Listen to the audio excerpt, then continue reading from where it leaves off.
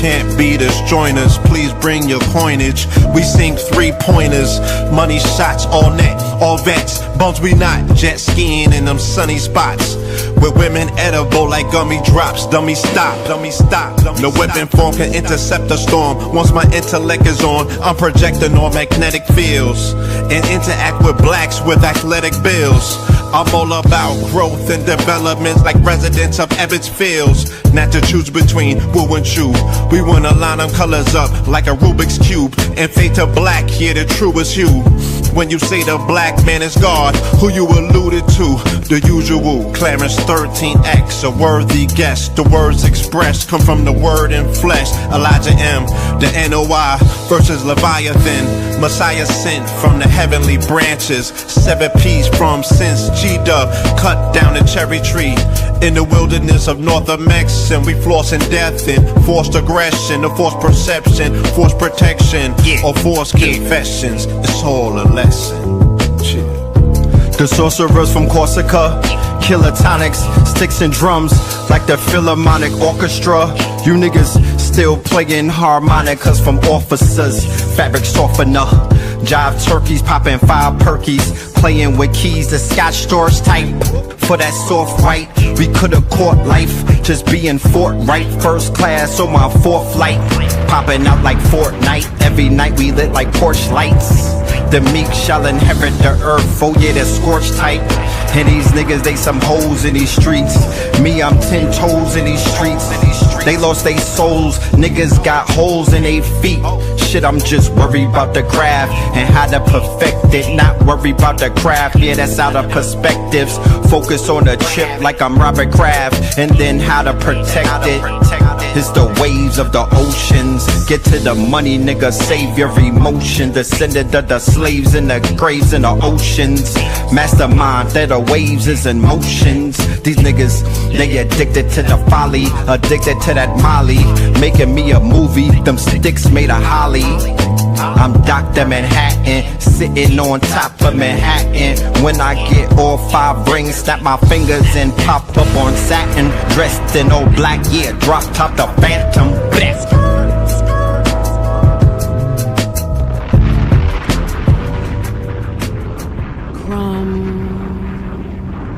TV.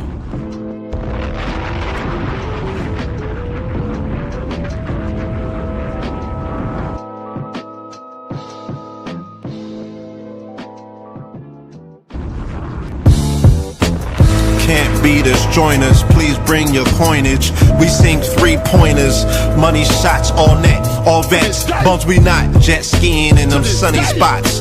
With women edible like gummy drops. Dummy stop, dummy stop. No weapon form can intercept a storm. Once my intellect is on, I'm projecting all magnetic fields and interact with blacks with athletic bills. I'm all about growth and development like residents of Ebbets Fields. Not to choose between woo and chew. We wanna line them colors up like a Rubik's Cube and fade to black, here the truest hue. When you say the black man is God, who you alluded to? The usual, Clarence 13X, a worthy guest. The words expressed come from the word in flesh. Elijah M, the NOI versus Leviathan. Messiah sent from the heavenly branches. 7 P's from since G-Dub cut down the cherry tree. In the wilderness of North Mex, and we flossing death and forced aggression, or forced perception, forced protection, or forced confessions. It's all a lesson. The sorcerers from Corsica, killer tonics, sticks and drums like the Philharmonic Orchestra. You niggas still playing harmonicas from officers, fabric softener. Jive turkeys popping 5 perkies, playing with keys, the Scotch stores type. For that soft white, we could've caught life, just being forthright. First class on my 4th flight, popping out like Fortnite. Every night we lit like porch lights. The meek shall inherit the earth, oh yeah, the scorched type. And these niggas, they some hoes in these streets. Me, I'm 10 toes in these streets. They lost their souls, niggas got holes in their feet. Shit, I'm just worried about the craft and how to perfect it. Not worried about the craft, yeah, that's out of perspectives. Focus on the chip like I'm Robert Kraft, and then how to protect it. It's the waves of the oceans. Get to the money, nigga, save your emotion. Descendant of the slaves in the graves in the oceans. Mastermind that the waves is in motions. These niggas, they addicted to the folly, addicted to that molly. Making me a movie, them sticks made of holly. I'm Dr. Manhattan, sitting on top of Manhattan. When I get all 5 rings, snap my fingers and pop up on satin. Dressed in all black, yeah, drop top the Phantom. Blast.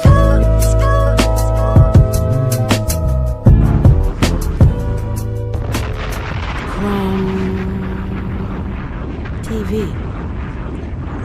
Peace to the family, peace to you, yours. Peace to the family, peace to you and yours. Welcome, welcome, welcome, welcome to another episode of What the F Wednesdays. You are now rocking with the best. Yes, this is your host, Brother Red Pillar, reporting live and direct.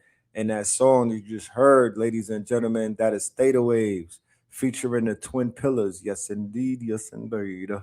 So, how are we doing today on this beautiful Wednesday? Happy Hump Day to everybody in the building. Shout out to everybody in the building pulling up and whatnot. I see y'all pulling up. Shout out to all of y'all. All right, let's go. Okay. So what we're gonna do is we're gonna start out with this roll call, and then we're gonna get into this. We're gonna get into the show tonight. We got a good show with a good topic. This is a part 2 of a part 1 that we did last week. And lo and behold, the conversation will continue. It must continue, and it has continued. And we're going to approach this conversation with as much tenacity as we approached the first one. Part 1 is a classic. If you didn't catch it, go and check it out, please. I beg of you. You know what I'm saying? Go catch up to what's going on. I believe it was the last Wednesday that we did this. All right. So let's go ahead and let's do the shout out with everybody. Let's see who's in the building and whatnot. We have Kansas City, Missouri in the building. We got Chicago in the building. We got Columbus, Ohio in the building. We got the south side of Houston. Let's do this. When you give a shout out about your city, when you give us, because I'm not in all places at once, right? Let me know if the black children in your city are in danger. You feel me? Let me know if the black children in your city is in danger. Put next to your city the number 1, so we will know that you are tapping in from a place where you domicile, where you could relate to the situation that we'll be talking about tonight, right? Because what I don't want to do is I don't want to talk to an audience where this doesn't even matter to them. You feel me? They want to talk about something different. I don't want to address the wrong audience. You feel me? I want to talk to my people who could relate to what the hell is going on out here. Shout out to Rich City, Virginia, Birmingham. We call it Birmingham Veg. DMI, Iowa, DMV. I heard Honeycomb Brazy said Birmingham is crazy. Them niggas out there is murdering shit. Indianapolis, Detroit. We got Mississippi. All right, so here we go. Florida. All right, DMV. We got Cleveland with the 1, DC with the 1, Louisville with the 1. You know what I'm talking about? Dallas, Texas. Dallas, Fort Worth. Dallas with the 1, Iowa with the 1, Cleveland with the 1, Orlando. We got Miami with the 1, Dallas again with the 1. Washington Heights to the ATL with the 1. The Asiatics in my city are major damage and are getting killed by commercial missionaries. Broward County with the 1. Richmond with the 1. You know what I'm talking about? Bmore with the 1. New Orleans with the 1. Spring, Texas with the 1. San Antonio. All right. USA, Virgin Islands, and ATL. The gas. Yeah. So 407 with the 1. Columbus, Ohio with the 2. Okay, Les Wexler holding y'all down. I get it. I'm a father of 3. Let's just start that off. I'm pretty sure if you are tapped in, if you consider the KTLian, you're familiar with my situation and whatnot. I got 3 children, 2 boys and 1 girl. Each one of them are in the age demographics of these children that are in somewhat of a dangerous situation. I got an 18-year-old. He's in college right now. Okay, he goes to college. I got a 12-year-old. Okay, she is not in college. She's in Texas. Then I have a 6-year-old, and he's of that 6-year-old age. He's a COVID baby, right? He comes from that era, the 2020 babies. And these children, the new ones that just came in, they were being threatened from the gate. Like they were being, their lives were at stake from the door, because they were trying to stick those babies from the gates, right?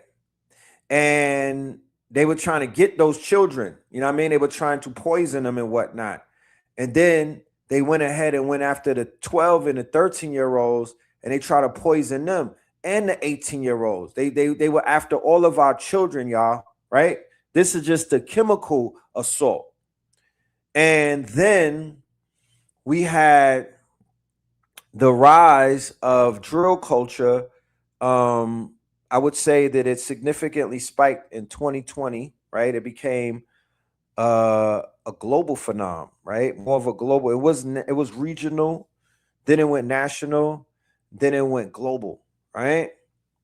And that was another layer of quote unquote danger that just popped out of nowhere. You feel me?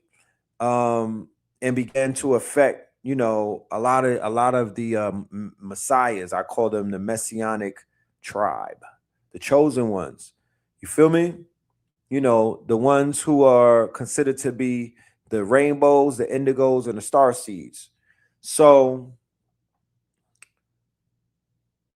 when you see that picture right there with Trayvon Martin, I have not really a theory, but a theorem, right? Part of my quote unquote, if I were to put out a paper, like a dissertation, a great part of my research and my study, right, would be around Trayvon Martin. That case affected me in ways that, it still, it was a catalyst. It affected me in a way where it pushed me into being a catalyst, right? My daughter was born right around that time. And, I saw what it did to our people, right? I stayed on top of it, and I did some real vigorous research on the whole situation. And, it was what it was. But what I realized, and then remember, this is around the time of the rise of Chief Keef, because I was documenting that as well. So coincidentally enough, and I always point this out, around the same time when the entire nation was in uproar, Black people and their allies and everybody who's sympathetic to our plight, right? At the same time when there was an uproar and there was all of this marching going on, and there was all of this, we care about our children, and people wearing hoodies, and they were performing to their trauma, right? Around the same time, Interscope Records was securing a record deal for a young upstart out of Chicago, right, who was on house arrest in his grandmother's house for shooting at the police, right? And he was on house arrest. He was on probation. And then he also had rumors hanging over his head about killing another young rapper who was at that time and I could be, I'm not from Chicago, so y'all let me know if I am accurate in this in what I'm saying and whatnot. But when they killed, what's my dude name? Lil Jojo. I believe Lil Jojo was more popular or had more buzz or was a little more hotter in Chicago than Chief Keef at that time. I could be wrong. You know what I mean? Y'all let me know if y'all from the Shy and whatnot. Lil Jojo had a lot of motion, right? Little Jojo had a wave and whatnot. And Chief Keef, it was rumored that, you know, Chief Keef and them had something to do with that, right? So I'll bite all of that. He gets signed to a record label to the tune of about $6 million, right? Mind you,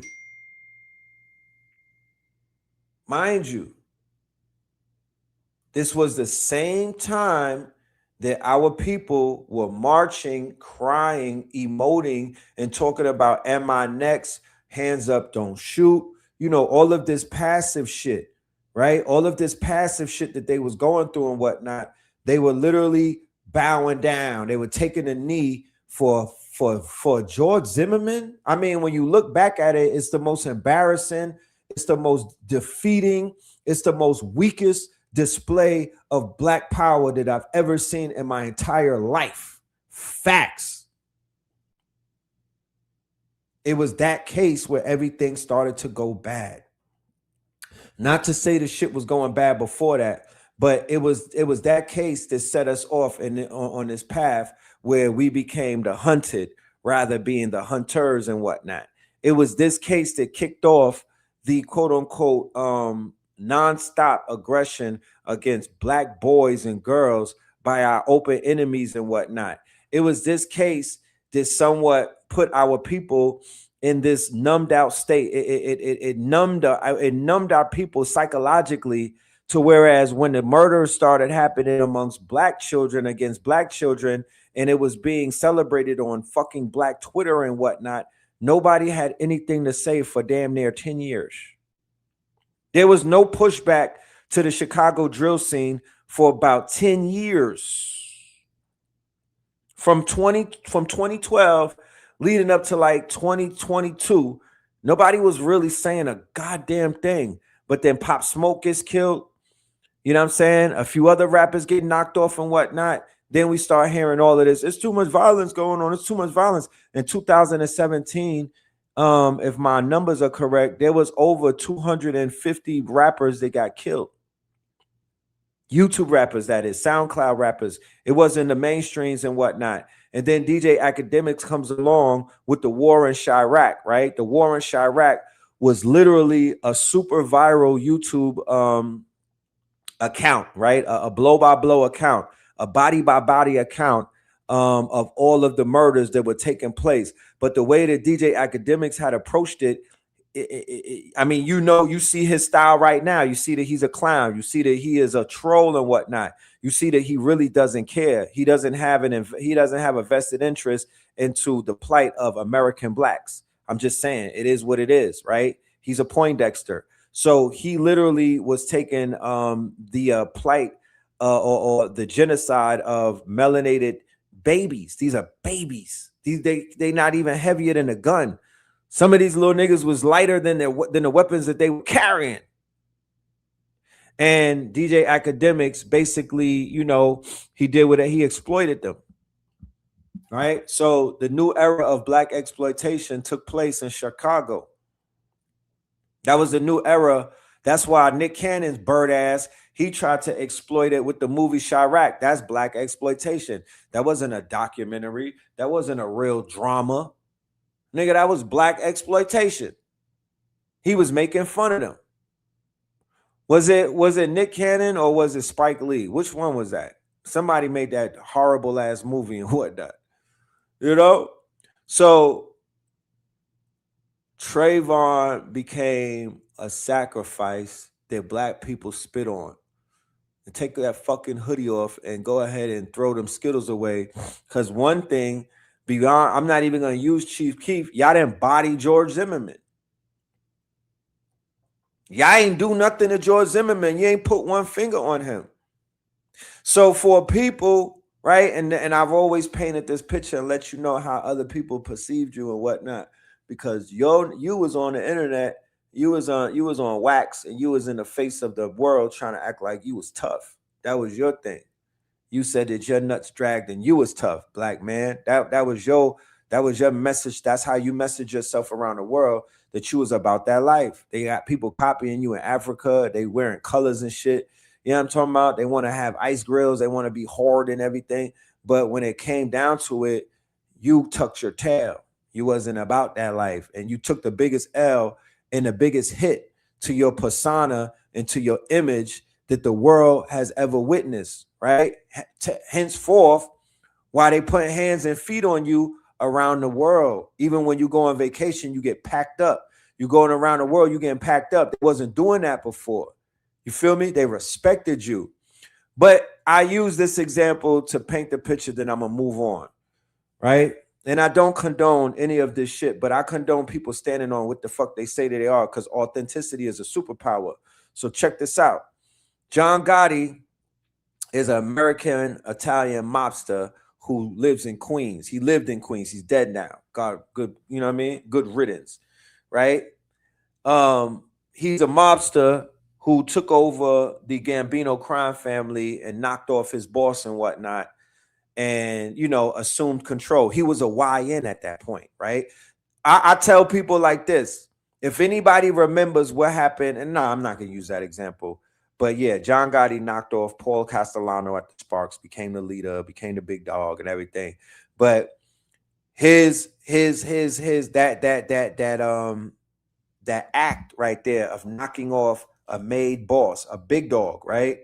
He basically sent the signal across the whole entire world, to the Albanian mafia, to the Russian mafia, to the Jewish mafia, to the triads, the Japanese, to all mafias, that I am not to be fucked with. And this is going to be a new era of, you know, niggas that keep it real, right? We're not doing it like the old bosses. We're ultra violent. So at his house one day, his 5-year-old was in the driveway, right, inside of his house in Queens. Queens has a lot of houses, is known for their housing and their real estate. And his neighbor was backing out on the driveway and ran his son over, killed him. Little Johnny Jr. and whatnot. Ran his son over and basically unalived him. So in the face of the world, in the face of other mobsters who were still tight about him knocking off Paulie Castellano, the fact that he violated and killed the man that had a button and whatnot, they were like, any sign of weakness, we come in with, you know, because at that point, he was giving off this persona that he was somewhat untouchable. He was called the Teflon Don, and he had Sammy the Bull and a bunch of shooters, right? So they was like, you know, this is a wild boy and whatnot. We don't really want to fuck with him. But then his son gets killed. So it was all eyes on John Gotti at that point, because now your ass got a, you know, now it's either you selling wolf tickets or you about that life. Even though when the neighbor runs over your child, the police, the DA, and everybody is going to be looking at you like, try it. Go ahead. We already know what you think you're going to do. But if you do it, because we've been putting you on trial and you've been beating it, we know we're going to get you on this one. What did John Gotti do? He said, my reputation supersedes the penalty. Penalty of going to jail is nothing compared to the penalty of losing my reputation that I spent all of these years building up and whatnot. I'll take the charge. And he whacked his neighbor. Got the neighbor whacked right away. And neighbor got whacked immediately. And what did that do? That established all of the motherfucking wolf tickets that he was selling. And the rest of the mafias around the world, they said, shit, that's what we would have did. And it was carry on, business as usual. And they went about their business, and they didn't even pay that any attention anymore. But had he not did it, had he not stood on what he called his business. Now, once again, This is his business. It's not my business. I'm not a mobster. I'm not in the mafia. I'm not out here selling wolf tickets like I'm big and bad and I'm doing all. But I tell you this. And I say this shit on YouTube or anywhere where it doesn't matter. A father is gonna be a father, and that goes without. I don't need no interpretation. You know what that means. We here to protect. We're not here to paint our fingers. We're not here to get pedicures and manicures and get cute and everything. We're not here to live the soft life. We're men. We're here to protect. That's what the women chose us for. So if you if you cross that line and you violate one of mine, right, and you do something wrong to mine, especially in front of me, what are we talking about? So he stood on all 10 and he did what he did.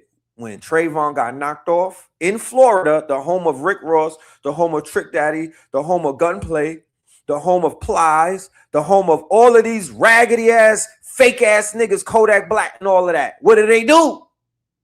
They ain't did nothing. They ain't say nothing. They ain't rap about nothing. They didn't even dedicate a bar to this young man. And when they ran through all of the music that he was listening to, he was listening to all of these niggas. That was their son. And his dad, who's a Mason, who I wound up seeing one day at a hotel and whatnot, he ain't do nothing. He ain't do nothing. He ain't put no pressure. With all of them barbecuing ass Mason niggas in Florida, them sandal wearing barbecuing ass niggas, they didn't do nothing.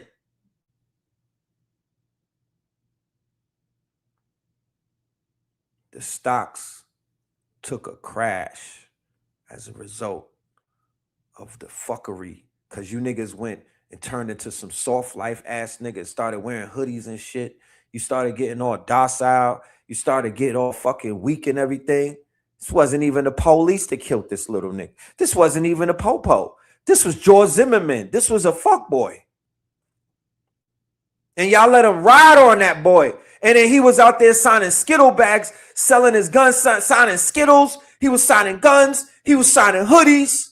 He went to jail like 4 times after that. Nobody cut him. Nobody shanked him. Nobody did nothing. So I'm just sharing with you the cycle of nonviolence. I'm just sharing with you the cycle that confused everybody that was looking, because everybody was like, nah, they don't remember. People on the outside looking in, they don't know that we not all related. They don't know that we not all related. They think that we all related. You touch one, you touch all.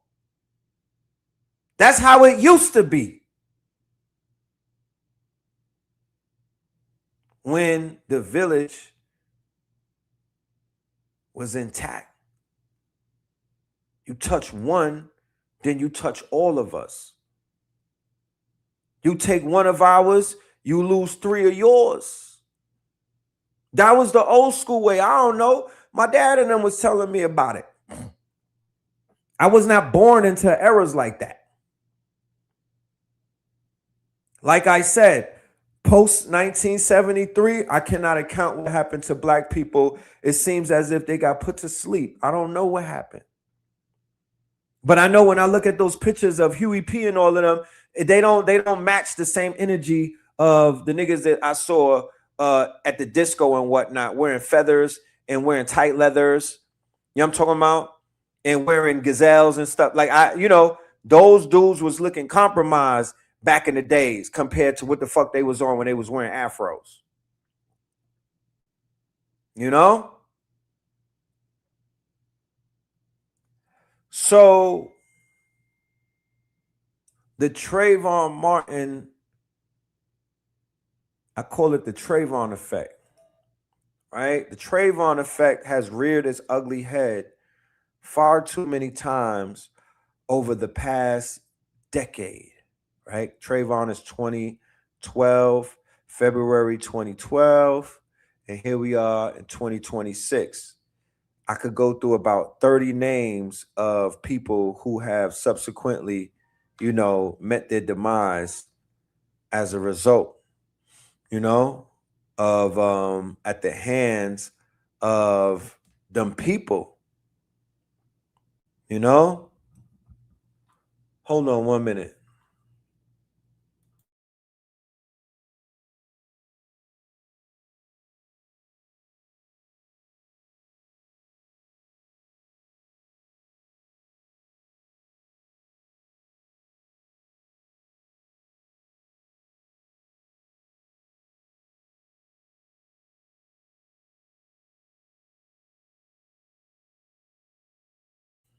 Yeah. So let's get into this situation of where we are fast forward in 2026, where we continue to unpack things that shouldn't even be getting unpacked, but because we on this timeline and because decisions were made in 2012 where our people decided to be docile. Our people I don't know why they didn't know, but they didn't realize the extent of what the fuck was happening. They didn't see that case as the most significant case of this time. They didn't give it enough credit, but they put all of their energy and looch into it. They put all of their spirit into it. You had grandmothers and grandfathers and uncles and aunties and everything talking about, I am Trayvon. Oh, is that right? Is that you're Trayvon? Okay, all right, cool. Got him. Niggas wearing hoodies, holding Skittle bags and all of that stupid shit, like Law. And then got the nerve to act tough after that. So what happened in Black America? The murders went crazy because, of course, niggas are cowards. And what do they wind up doing? Hurting each other. They wasn't trying to hurt nobody else. Yeah, all of this happened underneath Obama, by the way. While he was bombing Africans, killing Gaddafi, you feel me? Ramping up the Batiman agenda. You feel me? Strengthening and empowering the soft life of Black men, right? Or while all of that was happening, we were being neutered as a people. They were pouring ice cold buckets on us, right? They were taking our fire from us. They were cloning us. We was getting washed up in so many different ways, but our people was underneath that Obama spell. Thank you, Troy. That is a fact. I remember the beginning of the ritual. It was they executed an innocent man named Troy Reed in Atlanta. Remember that? Remember him? Remember Troy? Dark-skinned brother? Killed his ass? Executed him? And then Black people put all of this heart in him. Oh my goodness, don't kill him. That's our friend. We love him. He's innocent. Don't do it. I'm going to prove he's innocent. And they killed him. And then right after they killed him, that's when the Trayvon thing happened. Because I remember being in Atlanta. I was at the rally and niggas was pulling Skittle bags out. You feel me? We was at the Troy rally and they was out there neutering us, right? Because they brought some religious dudes to come and talk to us. People was riled up. They was ready to do something. And they brought the politicians and the boule out. And I seen Black people get neutered in real time. They start pulling out bags of Skittles and eating them. Real talk. And it's just been going crazy ever since. It's just been going crazy ever since. So this is a spiritual war, ladies and gentlemen. This is a war on higher principalities. This is a psyop. This is not a regular conflict. Situations with Carmelo Anthony is always going to, the situation with Cyrus and whatnot. If we understand how a spell is casted, if we understand how people get put in a pot as a collective, you can't get out of that pot. You will always be triggered until you do something and break the pot. You're always going to get your buttons pressed. You're always going to get triggered. You're always going to get your energy harvested from these people who have expertly put a fucking spell on our people to a degree where it's almost like they have us locked in.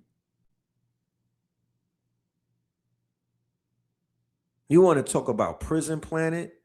They have us in a box right now. Imagine how many aunties died. Imagine how many people died from heart attacks, cancer. Do you know what cancer comes from? Breast cancer, lung cancer, all of these cancers, all of these heart attacks, all of these strokes, all of that comes from shit like this. No justice, no peace. And running around with them dumbass slogans and whatnot, just casting spells on yourself, working on your calves at those marches and shit like that. But after the march, you go eat some greasy food, or you go drink some motherfucking or you go smoke some drug. You take some drugs to numb your pain and whatnot. You go eat some fucking some processed foods and whatnot to get away. You know what I mean? You know, eat yourself to death. The dis-ease that America is putting our people under through subtleties and whatnot is conflicting us. And then when C-19 happened, everybody with the preconditions, they got washed. When the C-19 happened, people were already conditioned because they were going through all of the stress of Philando Castile, Alton Sterling. Y'all say some of the names with me, because after Trayvon Martin was a flood of quote unquote, and you cannot call them, there was only about 4 or 5 martyrs. And what is a martyr? A martyr is, if you kill me, I'm killing a few of them. There was martyrs on our side, but nobody even recognizes them as martyrs.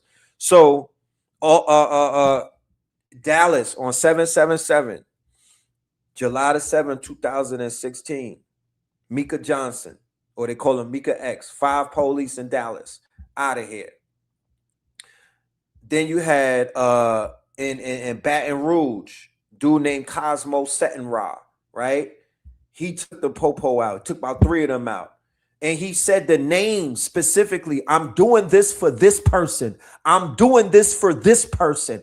I'm doing this for that person. Okay? So they got martyred. Right?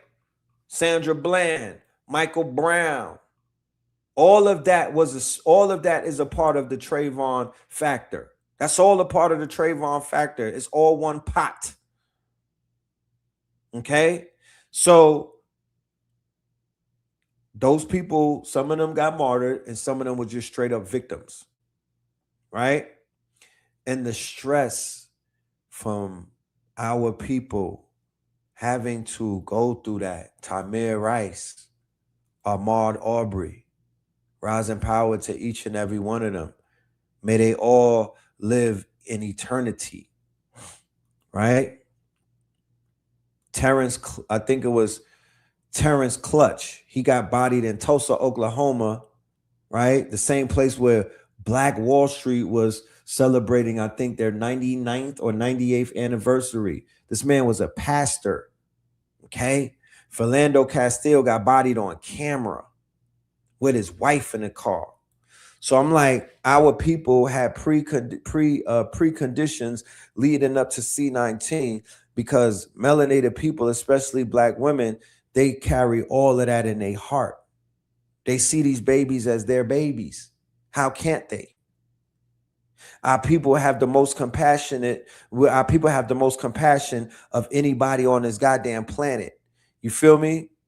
Black women, Black grandmothers, Black aunties and whatnot, Black mothers and whatnot. They're able to look at a child and still have that compassion activated because they see them as their own.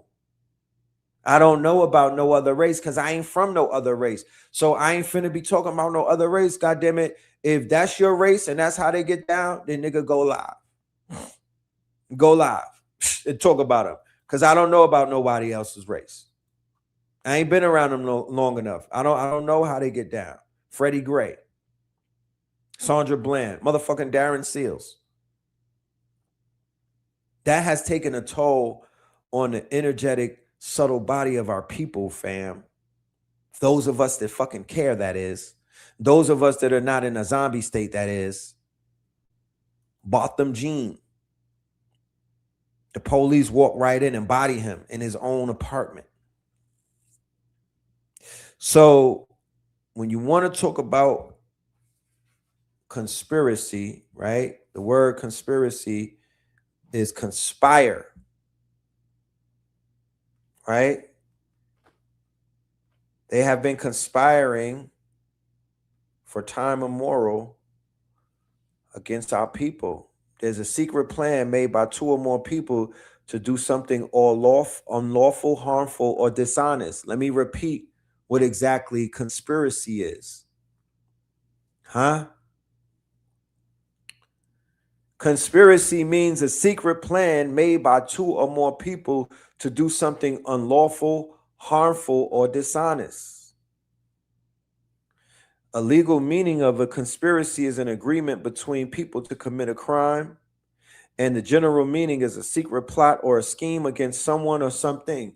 So if they come and grab people for conspiracy all of the time, then why are they not grabbing up all of these people in Texas, Louisiana, Georgia, Virginia, all of these quote unquote white people who conspire against these black children all the time? I mean, there's goddamn unlimited hours and hours of police recordings where they were catching them on tape talking about conspiring against our children. They conspiring against us on Twitter every day. I mean, even goddamn the owner of Twitter has some type of conspiracy in his heart. What is his name? Elon Muskie, Elon Dusty, right? They all conspire. That's what they do. That's what they do.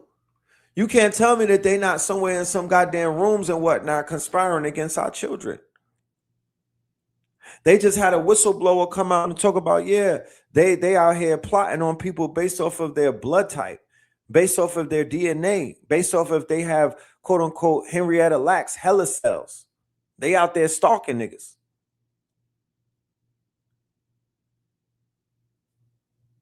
And they try to throw conspiracy like it's a conspiracy theory on some UFO shit. No, not at all. We talking about the conspiracy that they used to jam our people up with. There's a conspiracy amongst white people, first and foremost. We could talk about other people after that. But in America, I don't give a fuck who you are listening to this show at the end of the day. You could be off-white, you could be gray, you could be white, you could be clear, you could be pink, whatever the color you identify with. You know what I'm talking about. If you tapped in to Know the Ledge, my nigga, you know what the fuck I'm talking about. Facts. You got to stand around and tuck your tail and act like, you know what I mean? You heard that shit before. It might be at your dinner table. It might be in the backyard. It might be at a bar. It might be when you in the car. But you done heard motherfuckers conspire against us. You know what I mean? We don't sit around talking about white boys and conspiring against them. We don't sit around talking about white girls and white people. That's not what we do.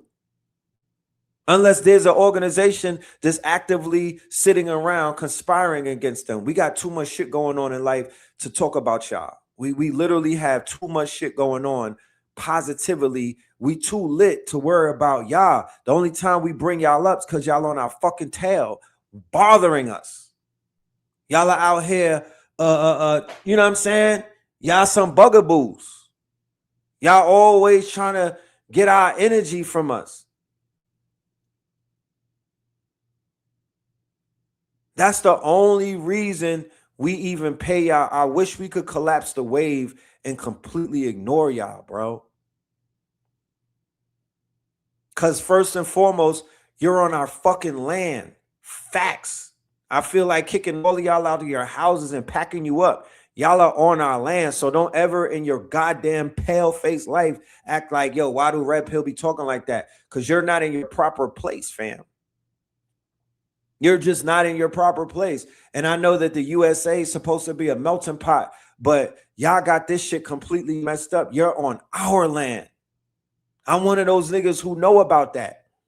You feel me? So there will never be peace, my nigga, until you get packed up. The fuck you talking about? You won't hear me rallying against the aliens. You're the biggest alien on this planet. Because the way that you came up in this bitch, the way that you invaded, it was abnormal. You know what I'm talking about? Hold on 1 minute.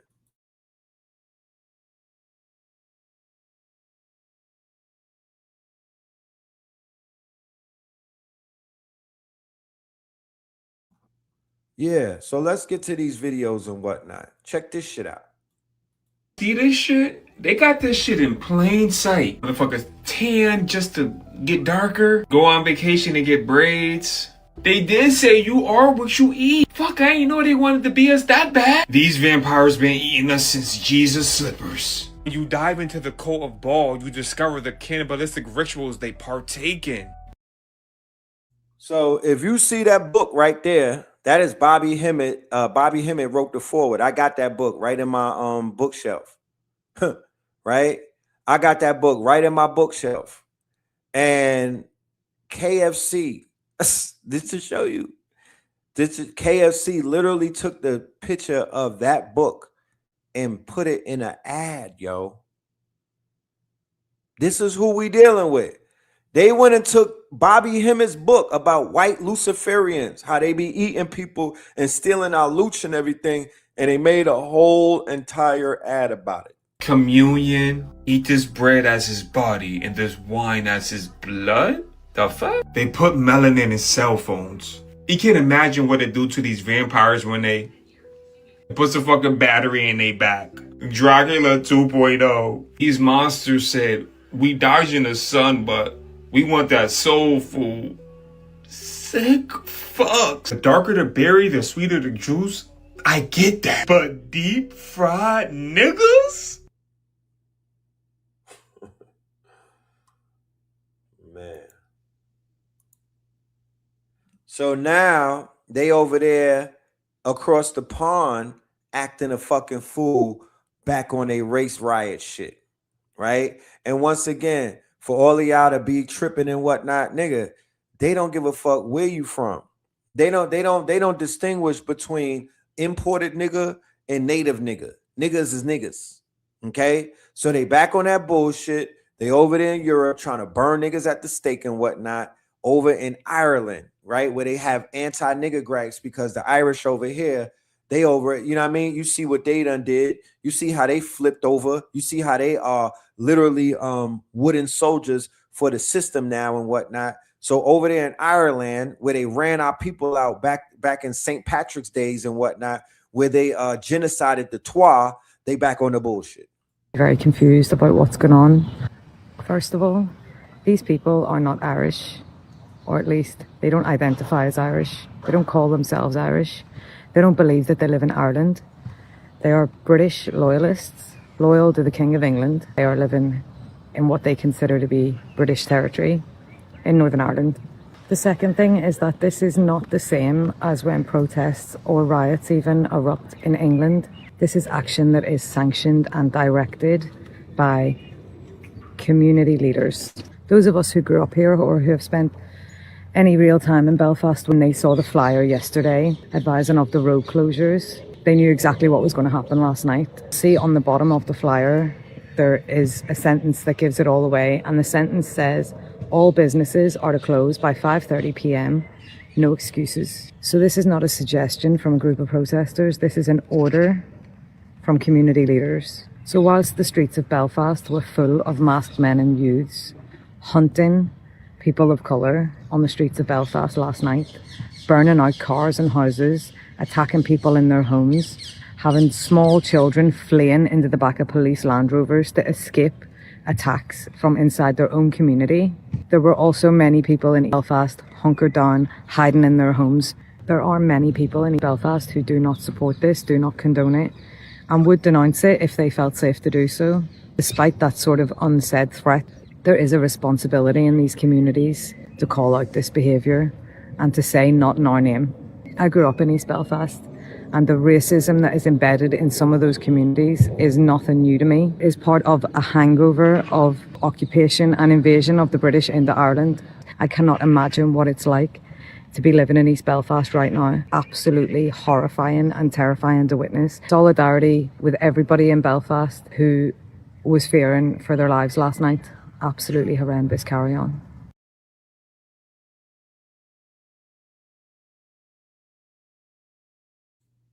Yeah. Yes, 1 in 3. So, on another note, just to share the premise of today's show and the title and what we're talking about, because, you know, as a result of this gender war that they throwing on us, everybody wants to separate our struggle and whatnot. But I'm not here trauma bonding and shit like that. Like that's not my thing. I don't have to trauma bond to get people's attention and to teach and whatnot.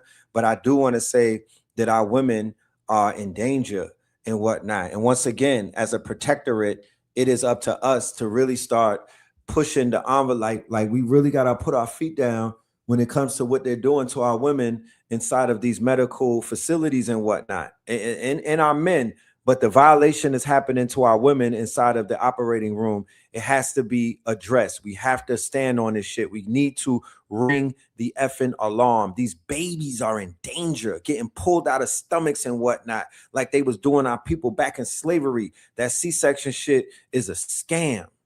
It's not, it's a scam, y'all. I promise you. Check this out. They're born this way. Some hospitals have up to an 80% C-section rate. If you're planning on giving birth in a hospital, you should call. Well, first thing, you shouldn't. But if you have to for some reason, find out what their percentage of C-section rate is, and you're going to be in that percentage. One of the things that happens is that the white blood cells remain altered into adulthood. And when babies are born via C-section, they have permanently higher baseline risks for lifelong chronic ailments, put it that way. Who would have thought skipping the natural birth process? But here's the thing. They say that it is, like many women today have had a C-section, right? And they're like, oh, the doctor saved my baby. Not knowing, unfortunately, that there's a million different things that they can get you on in a hospital to then result in a C-section. The first step would be Pitocin, then an epidural. Then the epidural is like, just C-section me. It's shocking, man. And Japan has like no C-section rates. They're not having enough babies though. But, you know, you got to find out that this is a shocking rabbit hole. It is a... Yo, the epidural. Oh my goodness.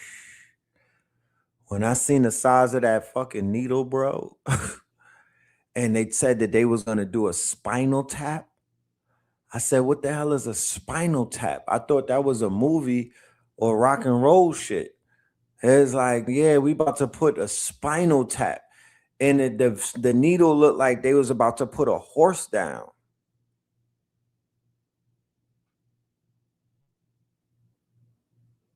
Man, my heart goes out, yo. The things that our women got to go through just to bring life into this world. Something that's supposed to be, quote unquote, one of the most heartfelt moments of both parents' lives, right? What they call a Kairos moment. If you want to go and look that word up, go and look up Kairos, Kairos. A Kairos moment is literally a moment in time where time freezes because of the enormity of the moment. Because of the enormity of the moment, they have something called a Kairos moment. But that Kairos moment gets interrupted when we have complications.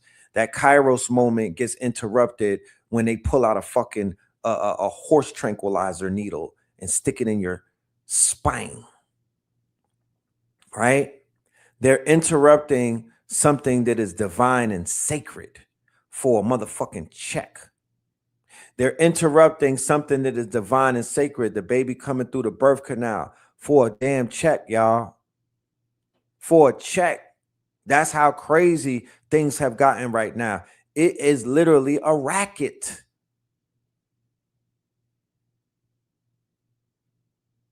They need a Rico in Harlem Hospital. It's a racket. Real talk. Let me bring it back. Percentage. One of the things that happens is that the white blood cells remain altered into adulthood, and when babies are born via C-section, they have permanently higher baseline risks for lifelong chronic ailments, put it that way. Who would have thought skipping the natural birth process? But here's the thing.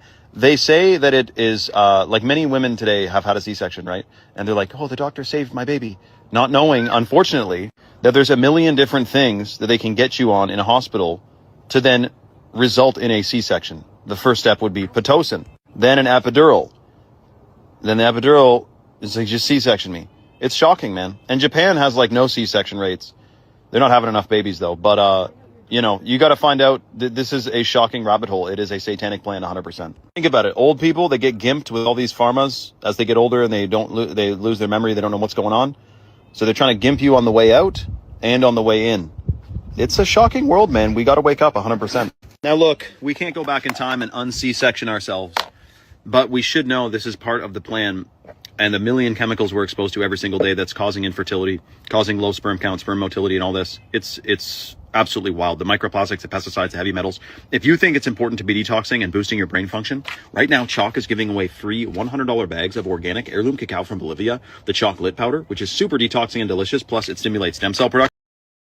I'm calling out Earth Angels specifically, the ones who came here with too much love, too much discernment, too much light, and somehow still kept giving sacred access to people who were never qualified to touch it. Like, this is the pattern nobody talks about. When toxic people meet an Earth Angel, they do not always attack immediately. At first, they study you. They mirror you. They feed off your softness. They make you feel like they finally understand you. And once they have access, they start testing how much of your light they can distort before you notice. They confuse you. They call you dramatic. They provoke you. Then judge your reaction. They drain you. Then act like you're the one asking for too much. They take your forgiveness as permission. Then punish you when your discernment finally wakes up. And this is where the pattern gets exposed. I see a lot of people in the chat sharing some of their truths about their ordeals and whatnot, and I don't want to be callous and not give y'all your not talk to you. You know what I'm saying?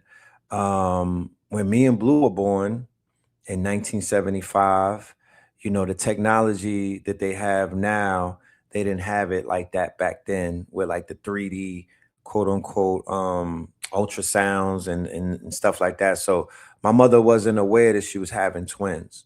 You dig?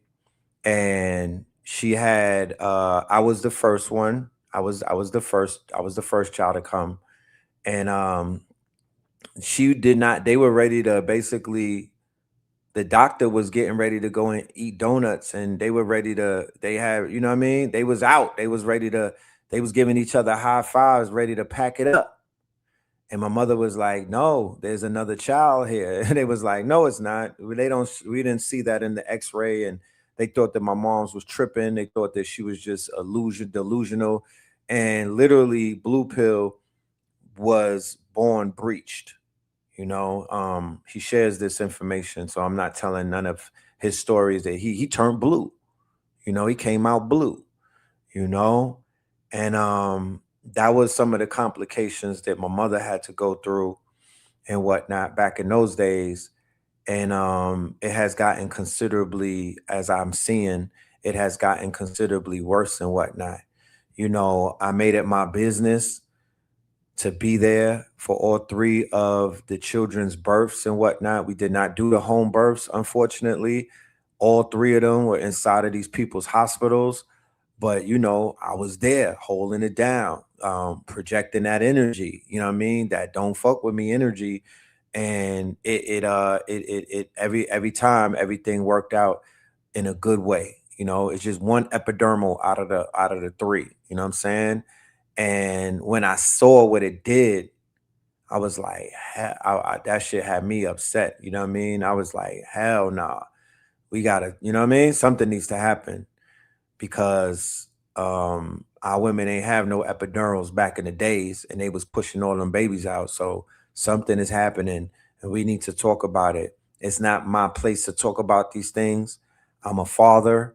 As a father, I would love to have the convo, but for my mothers that are the doulas, you know what I mean? For the mothers who have gone through these ordeals and they had the trauma and they still dealing with it and whatnot, for the mothers who have more knowledge about this than I do, I would definitely welcome you on this platform so we could have these conversations and whatnot. Because for the mothers to be, for the mothers to be, for the fathers to be, and things of that nature, and for the mothers who already been through this and want to do it again, it is we probably would learn from one another.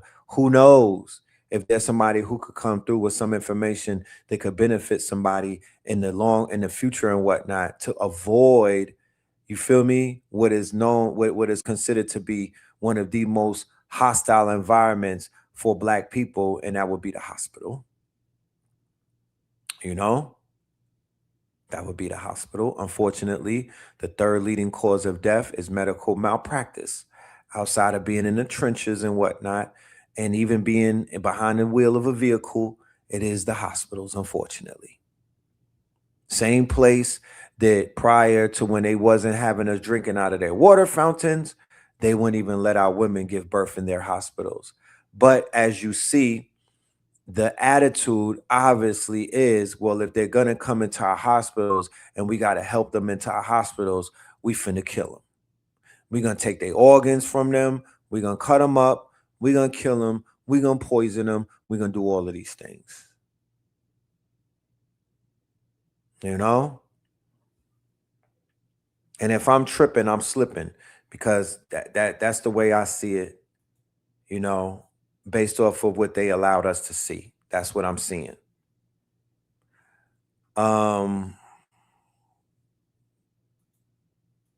Let's talk about the Knicks. I need to pick up. No. Let's talk about the Knicks at the end. We're going to talk about the Knicks at the end. Let's get to it. Let's stay on top of this, the countering the conspiracy. Let's get to that. I was going to open it up talking about the Knicks, but we'll close on that. All right. Brosy, you chill for a minute. I'm going to get to you in a minute, Brosy. Just chill. 13 elite families have been running this planet for hundreds, maybe thousands of years, in part by using... 13 elite families have been running this planet for hundreds, maybe thousands of years, in part by using magic and telling you that magic doesn't exist. So today, I'm going to expose a little bit of the magic that they use, and a huge misconception that everybody who thinks that they're in the know perpetuates. So let's refresh our memory about what magic is. The base of magic is that we are all perpetually co-creating the realities around us, right? And the basic idea is, if one can manipulate their mind, they can manipulate their reality. So let's break down the conspiracy, and I'll tell you how it actually works. So the idea, and I think this is one of the first conspiracy I ever heard 15, 20 years ago, was that the Illuminati or the evil cabal or whatever, you know, goes by many different names, has to, by karmic law, tell people what they're doing before they do it, which is why sometimes we see, you know, people say, like, you know, in The Simpsons, you know, The Simpsons are predicting things, or different TV shows or different mediums are predicting certain things or telling us certain things before they happen. And it's, you know, some sort of arbitrary karmic law that they have to follow. That's incorrect. Keeping in mind the definition that we just set up for magic, what's happening is the exact opposite. Here's the thing. If I wanted to accomplish a massive thing, a big thing, and I knew that all of us are co-creators in this reality, right?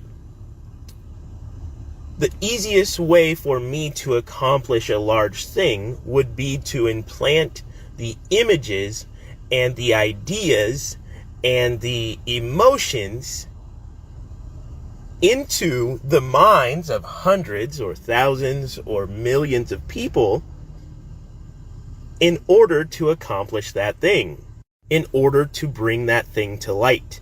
The outrage happens in the news before it happens in the streets, right? The concepts start on the internet before they start in the streets, in reality, right? So in this way, they're using everyone's collective creative power to their own advantage and against yours.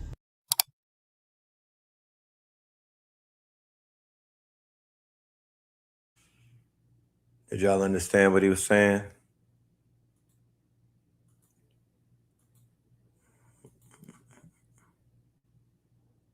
You learn something every day. This is shocking news to me. I just established this. Do y'all know that the black... All right, let's go. Learn something every day. This is shocking news to me. I just established this. Do y'all know that the black Divine Nine fraternities and sororities protect the richest white families that run the world? Check this out. So from the Rothschilds to the Lee family are protected by the 9 Black Greek secret societies of black fraternities and black sororities. Well, in the 1969 book, The History of Sigma Pi Phi, Alpha Phi Alpha protects the Rothschilds. Kappa Alpha Psi protects the Oppenheimers. Omega Psi Phi protects the Warburgs. Phi Beta Sigma protects the Rockefellers. Iota Phi Theta protects the Astor family. Alpha Kappa Alpha protects the Bilderbergs. Delta Sigma Theta protects the Habsburg family that exists to this day. Zeta Phi Beta, another Boule secret society, protects the Sassoons, and Sigma Gamma Rho, RHO, protects the Lee family. Wait a minute now. So you have 9 black Greek letter secret societies. And if you guys heard Kamala Harris when she was in Vegas during the campaign, to my Divine Nine sisters, what she's talking about, the Greek panhandling. When you keep going down the rabbit hole, it just gets darker and darker and crazier. So it makes me think, the black leaders that's a part of the frats and the women that's a part of the sororities, are they protecting the families as well too? Y'all follow me for more truth bombs and news reactions on IG. Come over to the YouTube channel and subscribe. So for some people, that's old news. But for others, that was something that they probably had no idea about. So when we talk about Boule, right, and you do the translation of that, that is the advisors to the king, okay? If there's, you know, if you ever wanted to ask the question, like, damn, who the fuck, who could be selling us out? If there is a black nobility and whatnot, and there's some people behind the scenes who are literally in power or in some type of secret type of power, who would they be? Like, what would they look like? Who in our community? Because, you know, people will have you try to believe that there's some mysterious group of niggas, right, that are tucked away in Martha's Vineyards or somewhere that's literally running shit. Like they're dressed up like the butlers and whatnot, or they're the Uber drivers, but they're really running shit. No. That could be the case, but there's a layer of some people that are in our society that we can point out. They're not hidden. They're not hiding. They're not in Hyde Park and everything, even though we have segments of our people that are tucked away and whatnot. But no, there's some motherfucking traitors in plain sight, nigga. That would be those mega black church pastors. That would be those Divine Nine Negroes. That would be those Black Caucus. That would be some of them damn Nigerians. It would be those type of people. And I only say the Nigerians because I seen the Pope kissing their feet. You know what I mean? And when you go to the UK and other places, you know, they cozy up to that, they cozy up to that power. They cozy up to the missionaries. They cozy up to the Epstein types. They were in Lords of London with them people. Real talk. They be with the Lords of London and all of them. You know? So they are raising our people up inside of these Soros and these frats to literally be advisors to the kings. Condoleezza Rice, Susan Rice, you know, that type of energy. Olivia Pope types. You smell me? What's the girl who was at the White House with Trump and whatnot? She was getting passed around from The Apprentice. Yeah, those types. You know, the Candace Owens types. Omarosa, the Omarosas of the world. Yeah. I mean, you could just look and tell that there's some people out there selling us the fuck out. And we always cozying up. But let's talk about the people we invite to the barbecue before we start talking about the actual barbecue chicken. Man does the popular dance, the whoa, while reporting the weather. Comment section reads, Tom definitely invited to the cookout. Another video shows a white man dancing on stage and the caption reads, it's obvious why Mark is invited to the cookout, where we slide like black lightning across the backyard and turn it into a dance floor. The cookout be sacred, but ain't that just like us? Inviting everyone into our holy place is crazy. How all you got to do is know how to Dougie to dodge accountability, wash white privilege out with a whip and a nay-nay, and they call it muscle memory. Cause they've been whipping nay-nay for centuries. Crazy how when we dance, we get called coons. But Brad dances and gets an honorary plate full of ribs. We keep feeding them like they didn't force chitlins down our throats. Keep dancing. They shuck and jive their way to acceptance, and it's appalling how easily we forget just because Becky can footwork and Allie makes foo-foo. Invitations to the cookout flying off the shelf in the comment section. Sis, do you remember when we invited one of them to our Bible study? And 9 of us were told well done that night. So excuse my caution for Caucasians casually crip walking for convenience, lying and line dancing, looking like a fool to cook out. Nigga, they used to cook us out over open fires.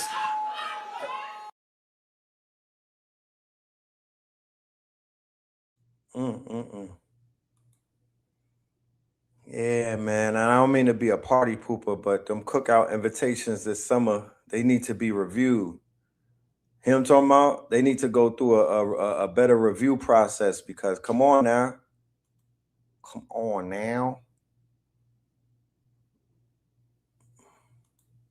Is no one talking about what's really going down? U.S. and Israel military integration? Since when? Our media is so censored that I just found out yesterday, and you probably don't even know, Israel took the president of Ireland's sister hostage and tortured her. So the people in Ireland are burning up cars, burning up homes. They probably burnt some black people up last night. More than likely, they caught somebody and they bodied them. They just not talking about it, right? But they said Israel took the president of Ireland's sister hostage and tortured her. They ain't right about that. They didn't start marching about that. They didn't make no big deal about that. Tommy Richardson and them, I don't see them doing nothing about that. But they got the people over there living in fear because one Somalian or something tried to cut the head off of an Irish man. I mean, shit happens. It goes down every day. On camera! Oh my month ago. Okay, so maybe you don't know about the massive protests against the ICE agencies that's going on in New Jersey because they're literally kidnapping and holding innocent people as hostages within their facility in inhumane conditions. A good 70% of those people don't even have a record. Why are they in there? 43 plus countries have suspended shipping goods to America. 43 plus. People from foreign nations are flying into our country and not being allowed access, even with all 100% perfect and accurate documentation. And the underage girls that are being detained in these ICE facilities are somehow turning up pregnant. And they're going to remove them from the facilities and transport them to an island where they can receive better care. Honey, there's only one way to impregnate anything human. And let's not forget Germany, Canada, Denmark, Spain, Mexico, UK, and Finland have all issued travel warnings to the US. Basically telling their people don't take your ass over there or over here. These used to be political allies. We're in the dark. We're in the dark. America is the back rooms. It's the back rooms. This is Schitt's Creek, and we're up it.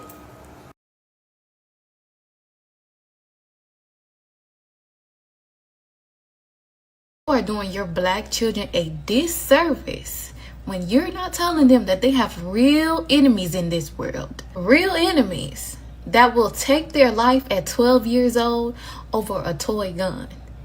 That will take their life at 14 years old over a bottle of water that don't even cost $1. Y'all are doing them a disservice, sending them out into this world, not letting them know that there are people in this world who will never see you as children. You are doing them a disservice by sending them out into this world and not letting them know that there are systems in place that are working against them from the time that they are born. You should let your children know when they step outside this house, you are on defense, because you will always be seen as a threat and as a problem.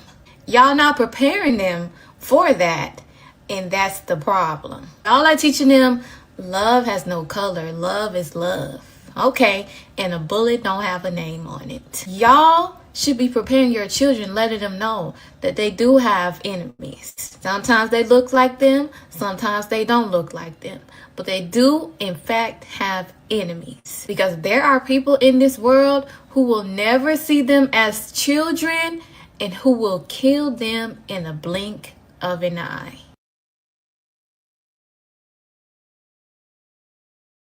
I mean, folks was raising their youth, with the truth. How many folks was raising their youth with the mind state that maybe your parents or your peers or your elders raised you with? Because, I have heard parents post-Obama, tell these children lies to their faces, right? Trying to, create a reality that might not necessarily exist, right? There's what we call cognitive dissonance taking place. There's cognitive dissonance taking place because, once again, it was wild uncomfortable when Trayvon Martin happened. The parents had their foots in their mouth because here it is, they were teaching their little black boys and girls since 2008, right? That everything was post-racial. The America was healed. We've moved on. We shall overcome. We overcame. Remember all of that? And then when the whole thing happened with Zimmerman, niggas got their ankles broken and whatnot because they was on the court, right? And they got crossed over, and they was literally sitting there with broken ankles, and they were stuck. And then white boys start dunking on them and whatnot. They were stuck, broken ankles. They got crossed over, and they were stuck because they didn't know which way to go because they had put all of their eggs in one basket. It had a lot to do with the what I would call the Christian or the religious opiate. Remember, they knocked Reverend Wright out the way. Remember, they pushed Reverend Wright, the radicalized preacher that was with Obama. They pushed Farrakhan and they pushed Reverend Wright, and niggas went happy-go-lucky. And it was basically a subtlety. You got to understand how politics, you got to understand how the media works. We don't understand how things work on our subconscious. We don't understand how things work on our subtle minds and our bodies. When they blocked out Reverend Wright, first it was Farrakhan, who was uber radical, according to white people, not us, according to the people that y'all want to get along with, the ones that y'all want to assimilate to, the ones that y'all wanted to sit at the fucking table with. When they got rid of Farrakhan, he was the more radical one. But then when they got rid of Reverend Wright, what were they telling us subliminally? What were they telling us in a subtle way? We will accept you, but you have to cure yourself of the radicalism. You cannot sit with us if you niggas is on that radical shit. So what was the sacrifice? Reverend Wright becomes the entirety of civil rights. He becomes the entirety of Black power. He becomes the entirety of everything that we stood for, and they threw that nigga away, and then Obama got back on the stage smiling and beguiling and whatnot. And is that okay? Do you accept me now? And then they accepted his ass and then cut his balls off. And that's what we have, the Obama that didn't even look like the Obama that we was rallying for. I was selling the t-shirts, my nigga. I remember the nigga that I was selling on the t-shirts is not the nigga who showed up to the inauguration. Facts. I was at the inauguration and I was selling the t-shirts and the buttons, and I was looking at them like, fam, that's not the same person. He don't got the light no more. What happened to him? Not realizing that light that he had that we were seeing, it was the light of Reverend Wright. It was the light of a Farrakhan. He was shining because he had certain people attached to them. You can't shine if you got a bunch of boule niggas attached to you, because those are bloodsuckers. They are pulling your light. You cannot shine. You're not standing next to a star or a sun. They dim your light. They dim your light. So when they cut off anybody that he had to answer to, anybody that will hold him accountable, anybody that has some type of semblance of Black power, that's when that shit went out the window, bro. But they didn't stop his ass from going and kissing that wall. They didn't stop his ass from going to kiss that wall in Tel Aviv, did they? No, they did not. He went up in an apartheid state and he kissed the fucking wall, but they didn't say nothing about that. So yeah, man. Yeah, man. We don't be realizing what they be doing. They neutered that man. But they also killed the whole entire movement and whatnot, to the point where even if you talk about it to your children, you now is a radical. They looking at you like, fam, you didn't see what happened to Reverend Wright? Why are you talking that Black power shit? You want to get packed up? So in some ways, the children became almost conformed during Obama. They became conformed. They neutered them. These little melanated children running around talking about, I don't see color. Word. And then when Trayvon happened, everybody was so butthurt. They were so broken. They were so lost. They was sitting there with broken ankles because they got crossed over and whatnot. And they could not believe it that these white folks was making fun of a Black child because their mama told them that racism was over. Mama, what happened, mama? That's why you saw our people on that fake ass turn the cheek, bitch ass shit, where they was out there turning the cheek, marching, wearing shit. Am I next? Playing hands up, don't shoot, and all of this dumb shit. Huh? All of this dumb shit, all of this weak shit, all of this conformity shit, all of this bootlicking shit, because they had already got neutered inside of their households by their mamas, by their fathers, and by Obama. So now when they start setting it off on them, motherfuckers don't even want to fight back. They don't even have no fight in them because they got defamed and they got domesticated and neutered only for this nigga to be a president and be a lame duck. Facts. Real talk. That's what happened. So when they bombed on us in 2012 with Trayvon, they didn't have no get back. Nobody had nothing for them. They didn't have no fire in their hearts. They didn't want to burn it down because they still believed in hope and a fucking dream. But hope is an opiate, my nigga. You get nothing out of hope. Like Black Dot said, nigga, hope is dope. Niggas is on dope. So to put us on lean and to put niggas on real opiates, it wasn't a far stretch because the babies was already doped out. That's why that's why I remember when Chief Keef and them come out in 2012 with the lean and whatnot, who gets on the dope? Babies. Teenagers is on dope, nigga, because they was already on the hope. They was already doped up from their president. He put them niggas to sleep. Dope, hope is an opiate. The fuck you walking around hoping for shit? You not making it happen? You not making it happen? Oh, you in hope mode. Okay, no problem. We got your tick. We got your card. You know? We got your card. We got some hoping ass niggas around us. Yeah, hopium. Yeah, we got some hopium. We got some hopium ass. Yeah. We know what to do with you. You know what I'm talking about? Because you're not gonna fight back. You don't got no fight in you. You know, you fell for the okie doke. So let's continue to go down. Let's let a white boy talk to you. I'm making this video to start a race war. I'm making this video because I think one of the biggest reasons this country keeps ripping itself apart is because people have forgotten how to listen to pain without making it about themselves. And from the outside looking in, something I've noticed over and over again is that a lot of black people are not asking to be worshipped. They're not asking for pity. They're not asking for special treatment. A lot of the time, most of the time, they're just trying to explain what life has felt like for them and their families. And somehow, the second those conversations start, everything turns into a debate. No listening, no understanding, no curiosity, a debate.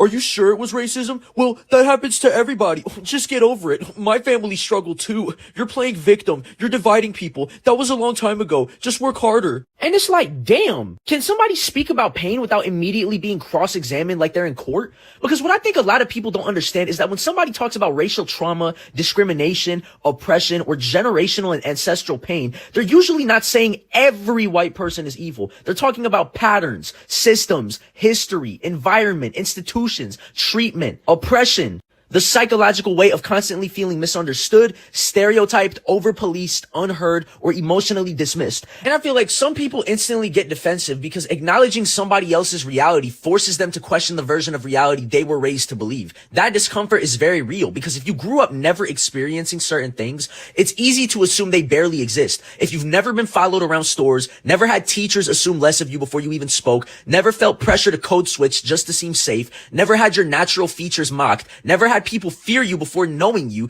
never had generations of trauma sitting underneath your family structure, then of course certain conversations are going to sound exaggerated to you. And it's not because you're automatically a bad person. It's because human beings struggle to fully understand pain they've never personally had to carry. And honestly, the more I observe, the more I realize that's where I think a lot of the division comes from. People hear pain as accusation instead of communication. So instead of listening, they defend themselves. Instead of asking questions, they shut down. Instead of empathy, it becomes ego protection. It turns into just this debate, deflection, dismissiveness, rejection. And that's exhausting for people who already feel unheard. Imagine opening up about something painful and constantly being told, that didn't happen, it's not that bad, you're overreacting, you're too sensitive, you're the real racist for bringing it up. Do people realize how psychologically draining that is? To feel like you have to provide a PowerPoint presentation every time you talk about your own lived experience just to earn basic human understanding? And again, this is not about blaming all white people. There are plenty of white people who listen, care, empathize, educate themselves, and genuinely try to understand perspectives outside their own. But there's also a real consistent cultural issue where conversations about race immediately become centered around white discomfort instead of black pain. And that's the problem, because healing cannot happen if the people speaking about wounds are instantly forced to emotionally babysit the people listening. Sometimes people don't need a debate. They need humanity. They just need you to shut the fuck up and listen. And I think another uncomfortable truth people avoid talking about is how segregated a lot of society still is, even now. Not always legally, but socially, economically, culturally, systemically, educationally. A lot of people grow up in environments where they barely have meaningful relationships with people outside their race, outside their neighborhood, outside their worldview, outside their environment, outside their culture. So they end up learning about black people through stereotypes, headlines, social media clips, political propaganda, music caricatures, agendas, false, racist, outdated narratives, crime statistics stripped of context, or internet outrage instead of actual human connection. And then people wonder why empathy is broken, why we're still divided, why there's so many racial issues in this country. You cannot fully understand somebody's humanity if your only exposure to them is through fear, stereotypes, or surface level interactions. That is conditioning. And I think what a lot of black people are truly asking for is not guilt, it's acknowledgement. That's it. Acknowledgement that history leaves scars, acknowledgement that systems can affect people differently, acknowledgement that generational trauma is 110% real, acknowledgement that discrimination did not magically disappear just because laws changed, acknowledgement that being constantly invalidated hurts. That's it. That's fucking it.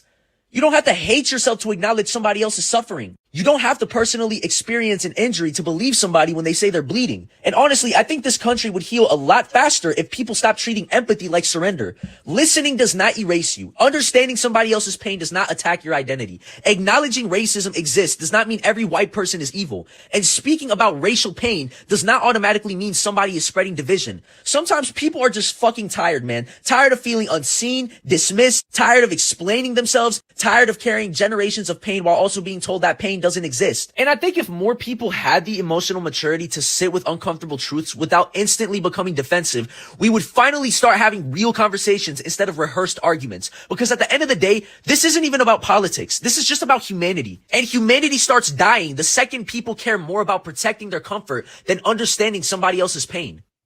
There you have it. You feel me? There you have it. Once again, why I say that white people, the ones that are qualified, should be the ones speaking to white people about the issues, right? The conversations that we want to have, right? The conversations that we would love to have with white people to help them sympathize with us. I got white fatigue. It won't be me. I won't be the one doing it. That's just not my position. I don't have the energy for it. I can articulate myself. I don't have an issue with communication and whatnot, but I would rather put more of my energy. I would rather put my energy, my passion into speaking to the hearts and minds of my people. I would elect individuals such as this man right here, the Brosy O'Donnells, right, and others to be the spokesman to speak to their people in our quote unquote, to represent our message and give it to them, right? So amongst the tribe, and it's to my feeling, it's, I feel that a person such as him, you don't know who's white passing this out here. Like, you don't know who has incarnated in a white body and whatnot to do the work against white folks, to dismantle the myth of white folks, of even the word white, or even the race of what they call white. Our people have reincarnated and whatnot to come back to dismantle that. And there are people who are passing white. You think that they're white, but they're not. You know what I'm talking about? They're not. You'll be surprised. So it's like, we don't got to invite nobody to the barbecue, but we damn sure could utilize some representatives that can articulate what needs to be articulated, because it is a question about, they're winning the war against our people because of, they're winning the war of ideas and concepts sometimes. You know what I mean? They're winning the narrative war sometimes, only because we don't have the loudest microphone in the room, or we don't have the biggest stage sometimes to basically stand on. We're going up against billion-dollar corporations like Fox. We're going up against trillion-dollar media empires, conglomerates, my G. You feel me? So our message does not cut through the way that it would if we had those stages and whatnot. You know what I'm saying? So everybody is not, quote unquote, this man was just talking common sense. He wasn't going super deep. He was just talking common sense, and he wasn't giving us, he wasn't trying to gaslight us. We have Europeans who come amongst us and they'll gaslight us with half truths. You understand? They'll tell us the truth of some shit and they'll trauma bond with us, but you could always pick up, you smell gas. Like, wait a minute. Did somebody leave the stove on?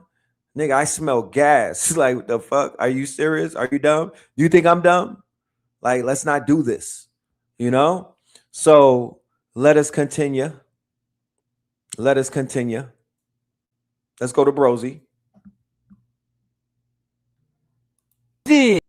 Making this video, calling out Earth Angels specifically, the ones who came here with too much love, too much discernment, too much light, and somehow still kept giving sacred access to people who were never qualified to touch it. Like, this is the pattern nobody talks about. When toxic people meet an Earth Angel, they do not always attack immediately. At first, they study you. They mirror you. They feed off your softness. They make you feel like they finally understand you. And once they have access, they start testing how much of your light they can distort before you notice. They confuse you. They call you dramatic. They provoke you, then judge your reaction. They drain you, then act like you're the one asking for too much. They take your forgiveness as permission, then punish you when your discernment finally wakes up. And this is where the pattern gets exposed. They were never trying to understand your heart. They were trying to find the part of you that still believed love meant unlimited access. Chosen ones, you know this feeling. Earth Angels know this feeling. You stay longer than you should because your soul can see who they could be,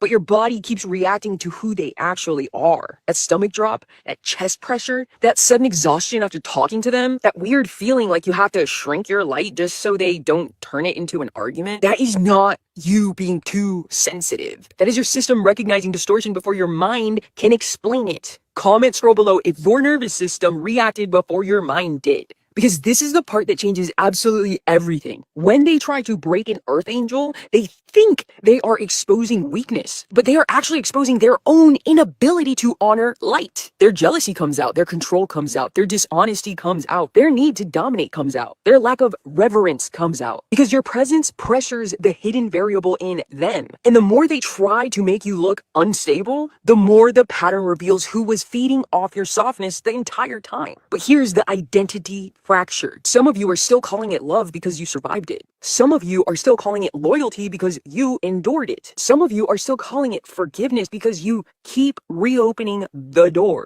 But that is not divine love. That is an expired contract. Earth Angel does not mean emotional sacrifice system. Earth Angel does not mean spiritual landfill. Earth Angel does not mean you keep explaining your light to people committed to misunderstanding it. Your divinity is not proven by how much pain you can tolerate. It is proven by whether you can stay uncorrupted after being mishandled. That is exactly why they could not destroy you. They only revealed the places where your access needed boundaries. Comment scroll below if you know this pattern is yours, because your scroll scan is not information. It is the missing coordinates, the hidden architecture behind why certain people are pulled to your light, then try to punish you for having it. And the people who truly understand this instantly usually are not on their first timeline drowning. I want to see Brosy and David Icke talk. I want to see a Brosy and David Icke interview. I might have to set that up. All right, so let's go down this rabbit hole, y'all. Let's go. We're gonna go into this. We're gonna go into the topic of today's show. Let us enter into this space. Let us go. Boy was not killed over water. He was a systemic sacrifice to the narcissistic demon that they are feeding in order to dominate this dimension. I want y'all to understand what I mean by that. The program that lowers our frequency, emits these frequencies in the atmosphere, is also activating these militarized demonic frequencies within the body cells, specifically in the cells of the individuals who lack a soul. They are not housed by anything except this narcissistic code. The importance of the water is that water, everything is energy, but water, energy is consciousness, and water is the consciousness that we use to access the intellectual grid that we pull information from. Those star systems, everything in the cosmos that we are birthed from, we are projecting here from, All of that comes online once we reconnect with the consciousness that is also represented by water. And we know that water is feminine. So being killed over water is significant because that war that they're having over there symbolizes the spiritual warfare that is taking place outside of the Earth's atmosphere. That narcissistic system that is creating these realities of oppression, suppression, and all of those things is actively working to keep us from activating those cosmic codes within our DNA. Because once we wake that up, we will be able to take back over the program and reinvent it and create a new narrative. Now, that boy was killed over 4 bottles of water. Know that 4 numerologically expands into 22, which is the master builder, but you can also reduce it to the 13. That 13 is the divine mother frequency. This was a direct systemic attack in order to hijack our consciousness by hypervigilizing our nervous systems and thus for further separating us from doing the inner work. The reason why that is important is because the entity that shows up in this dimension as narcissism or the narcissist is a dark presence that they need to continue to feed, and they do that through these types of unalivings. The more they can activate our nervous system and make us more hypervigilant, the more they can puppeteer us into carrying out their mission. It's a form of energy harvesting, because once we fully activate that divine feminine frequency, then that mother.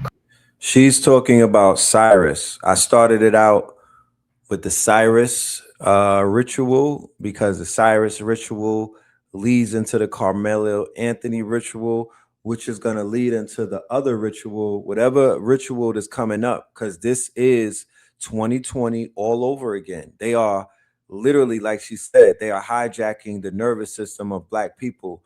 If you don't see it, then you might not really be looking at it from the same vantage point, right?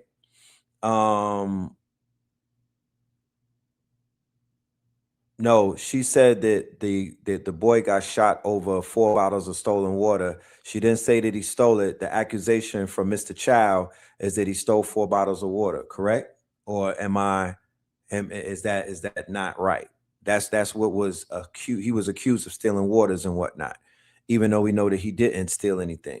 And he was proven in the court of law that he did not steal, right? However, that is not a part of what the ritual. The ritual is the fact that they are hijacking Black people and they are energy harvesting Black people when Black people or melanated people were relatively unscathed by what was going on over the past few months. But as we creep into the Jason months, as we knock on Jason's door, Jason is in July, Jason starts in July. As we creep from Janice to Jason, magically, they got our people in the fucking bag now. Magically, they've managed to put a string around the neck of our people and whatnot, and they're about to play yo-yo and whatnot.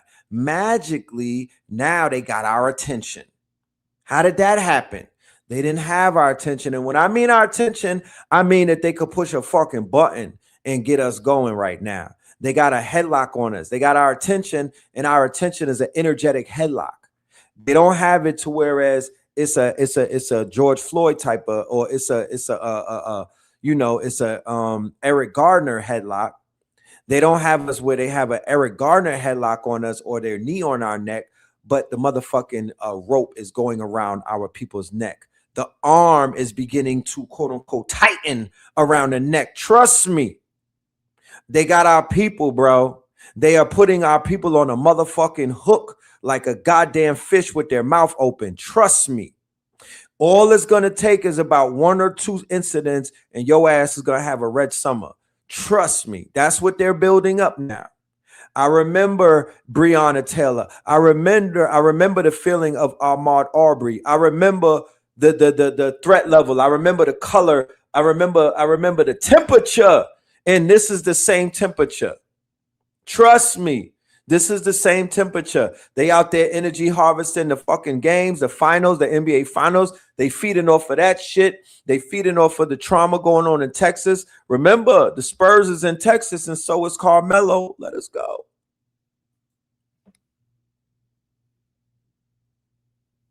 Right? Carmelo was in Texas. Them niggas said that they got sundown towns in fucking Texas in 2020, whatever this is, nigga. You could say everything that you could say about New York.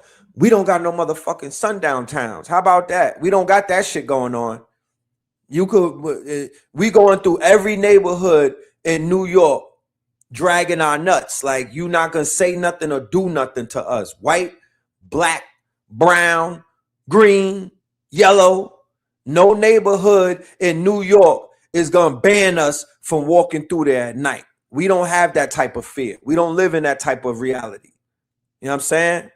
But that shit is still going on in America, where they had our women and our men and parents and grandparents lying to these fucking kids, telling them, oh, everything is okay. It's no longer a problem. You lied to them, but you won't even admit that you fucking lied.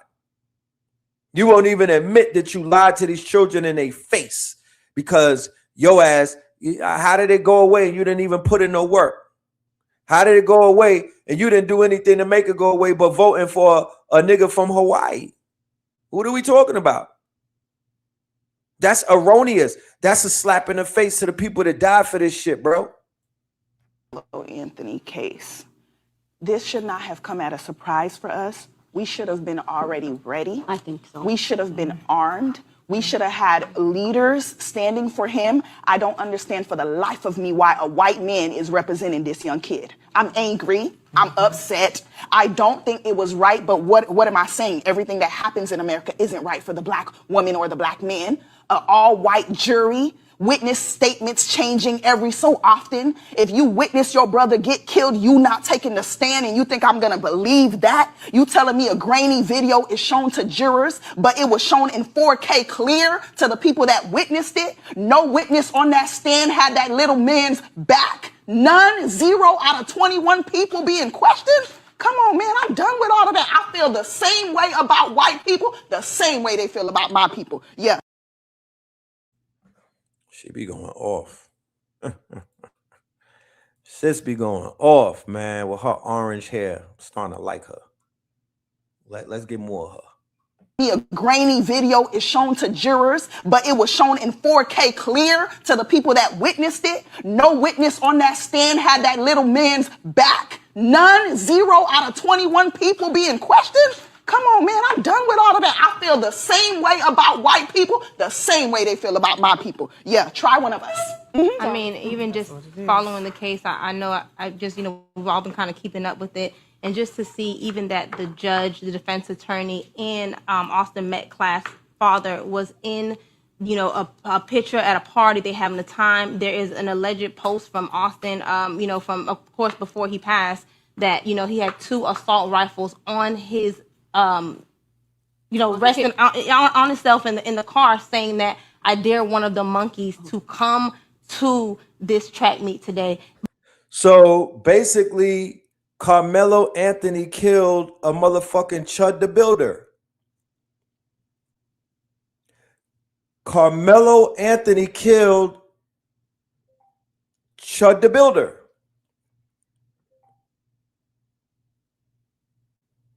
That's what I get from it.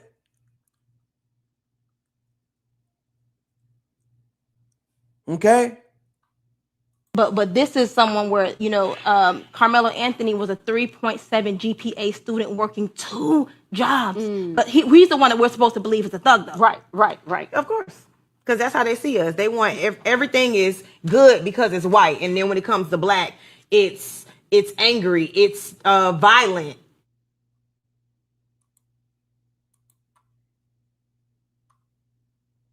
So there's this picture that's going around where they're saying that his father knew the judge, but I believe it's been debunked. Together. And now we have that proof. Look at this photo. This is a photo of Jeff Metcalf, John Roach, the judge, and Greg Willis, who is the DA. Conflict of interest, anyone? So congratulations, Frisco, Texas is going to be the epicenter of what could possibly be a race war. This has received no national attention that a black kid with an all-white jury is going against friends, the father, the DA, and the judge. What's really going on? It's safe to say that Texas is holding a fine tradition of white supremacy. That even in self-defense, everyone knows everyone, and a black man killing a white boy, they're still going to work together to prove a point that black people are not to take the lives of white people even when it's called for. They do it all the time. So spread this video around. Let everyone know that a black kid defending himself from 4 ruly ass fucking teenagers who tried to jump him, because the video's out, everyone's seen it, an overwhelming amount of people are saying, hey, Austin was the aggressor. All of this shit is coming out. And now the father, the DA, and the judge are buddy-buddy? Bet. Okay, well, share this video. Power to the people. I slay demons. I slay them to the ground. Dominique Alexander, you were wrong. We look at what happened to Carmelo. Carmelo's not from Texas. He's not from Collin County.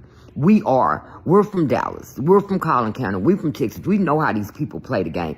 Dominique, how did we get here?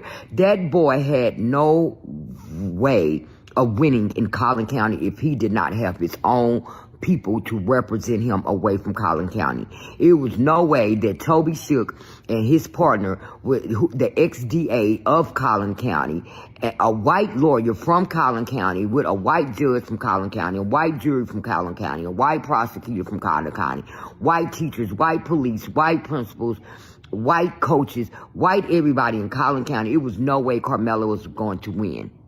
Only way Carmelo would have stood a chance is he would have had his own representation. And the family did not know that. He originally had black representation by the name of Kim Cole, but you had a snake motherfucker from Dallas who know better, who has brainwashed the bottom feeders of Dallas that he's a pro-activist, but he's really a sellout. And he has sold out every black family that ever had a white case that he ever represented. He sells them out in the background. So how did we get here? From the beginning, the family was coerced into hiring white Collin County representations to represent this boy. That swallowed the whole case up whole. And now Dominique Alexander, the pro-black activist that everybody loves and looks up to, his mammy is in my inbox and on social media trying to fight me to create a distraction that her son sold out Carmelo Anthony, and I spoke out publicly on the shit that everybody talking about behind his back. I've never been a backstabber. I say it to your face. I'm more of a cutthroat type of woman.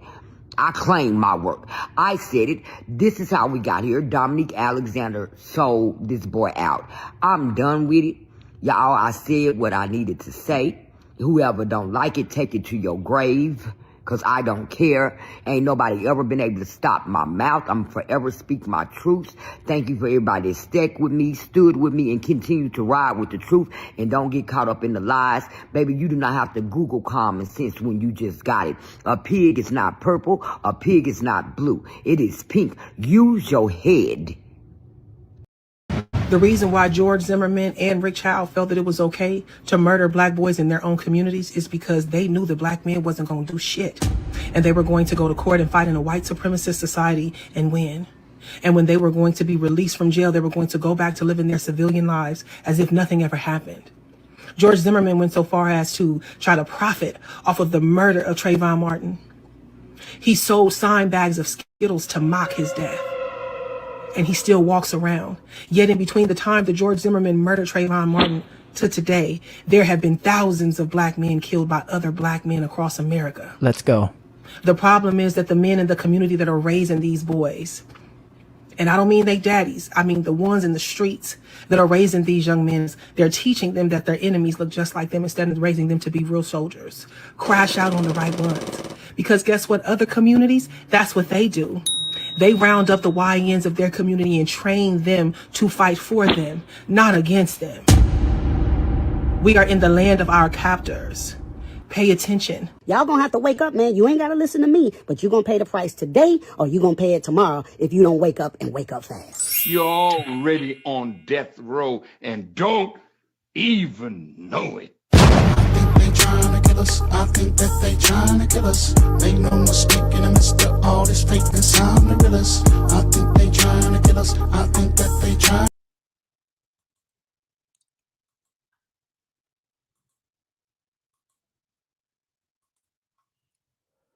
Let us continue.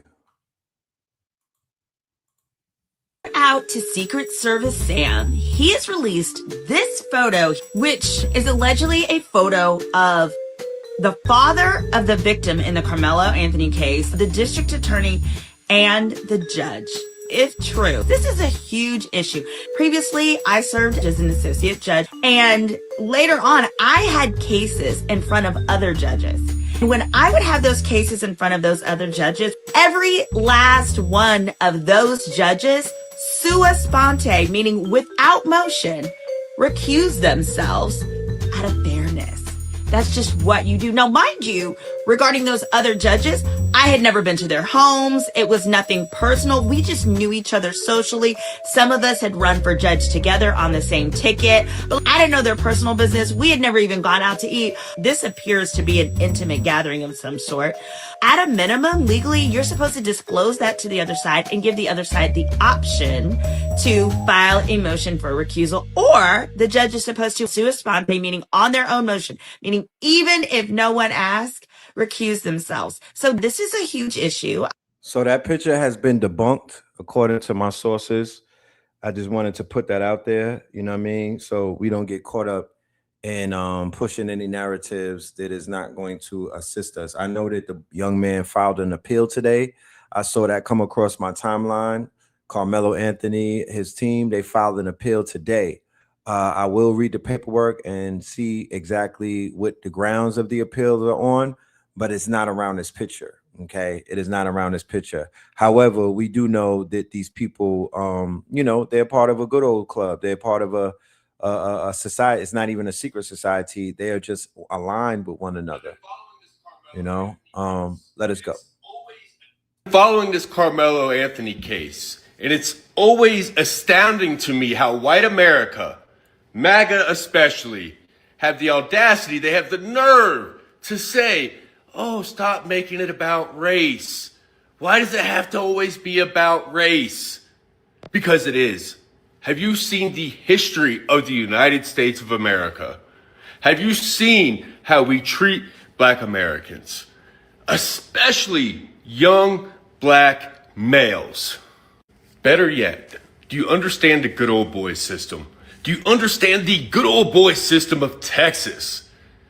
Think about this. If Carmelo Anthony was a 135-pound white boy who went under a tent at a high school to get out of the rain, and then two 200-pound, 6-foot Black boys who were on the football team, looking like linebackers, came up to him and said, I need you to leave this tent. And if the white boy was scared and he didn't want to go out in the rain, and he says, no, I'm not leaving. And then the Black boys were to push that white boy, to lunge at him and start a fight with him. And then that white boy pulled out a knife and stabbed them 2 Black boys. Y'all would all be saying self-defense. We wouldn't even be having this conversation. You'd be in the comments, usual suspects. Them boys were chimping out to attack him like that. Let's be real. You'd be saying, oh, those were 2 silverback gorillas coming at that little poor white boy. And he was just trying to defend himself. 2 major elements, concepts of self-defense is imminent threat and use of force. Was there an imminent threat? Obviously. There were 2 200-pound football players who circled a 135-pound Black boy while he was sitting down. And not only did they threaten to beat his ass, but they started to try to beat his ass. And the reality of America is that the vast majority of us, including myself, is that we'll never know the amount of fear that Black people face and feel having to live in a society that was not built for them, that was not built by them, but it was actually built to destroy them. Let me rephrase. Let me clean that up. We'll continue with him. No, a society that was stolen. A society that was stolen. Okay? And it was built on the backs. It was built on the graves. It was built on the mounds. It was built on the legacy to bury. It was built up to bury a greater civilization that even came before this quote unquote white civil. Let's just make that clear, because they always try to make it seem like they're building these things. No, nigga. No. This is a post-war society where y'all stole everything as a result of the war that was lost. Y'all ain't really built shit, to be honest with you. Y'all import everybody to build shit. Y'all didn't really build a goddamn thing. All of that shit that was built wasn't built by y'all. Y'all stole the patents and y'all hired slave labor and cheap labor to build the motherfucking railroads and all kind of shit. And a lot of those buildings were founded by y'all. Founded. You didn't build it. They make it seem like they built this country. Y'all robber barons who stole and killed and pillaged your way to what the fuck you think that you have.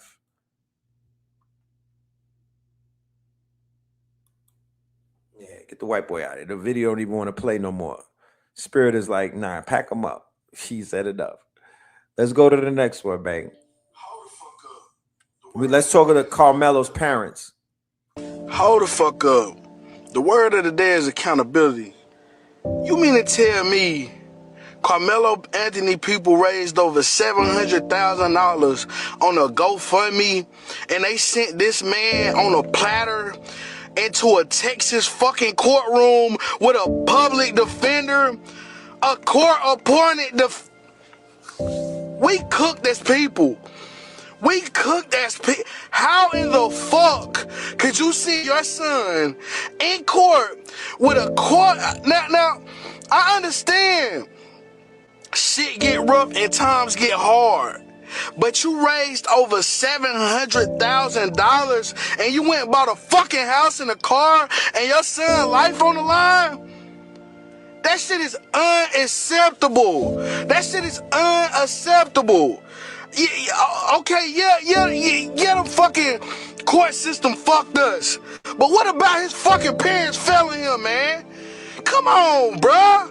How y'all gonna send this man? This shit serious as fuck. You already know what it is, then you looking at the color of the skin.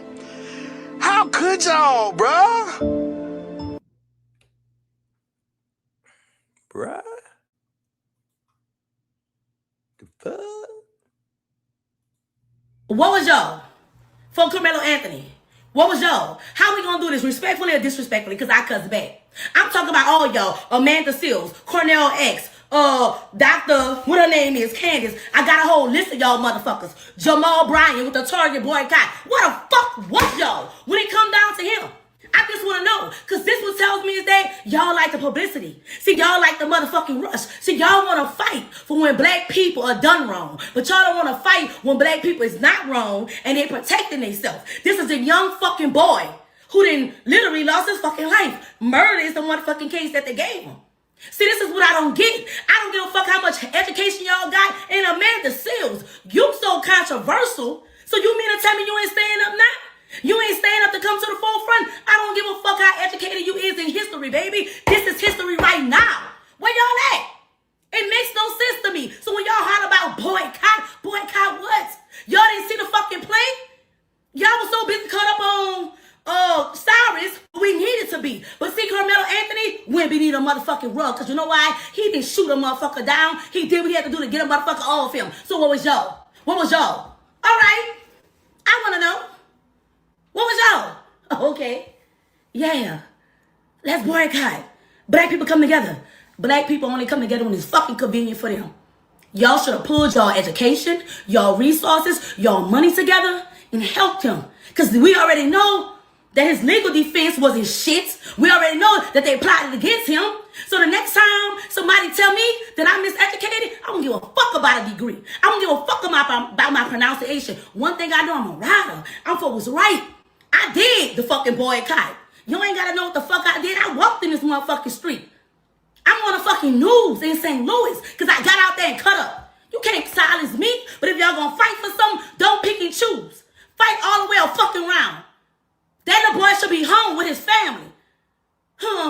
These fake ass activists. Come on, Tamika. Black life matters. It only matters when somebody taking our life. But we ain't gonna fight for the freedom of black life. Let's get motherfucking Kim Kardashian in this bitch, if that's the situation. Fuck. Whew. That's what I wanted. Now I'm ready for whatever feedback. And I ain't going back and forth with none of y'all motherfuckers. I already know I stirred the pot. I said what I said.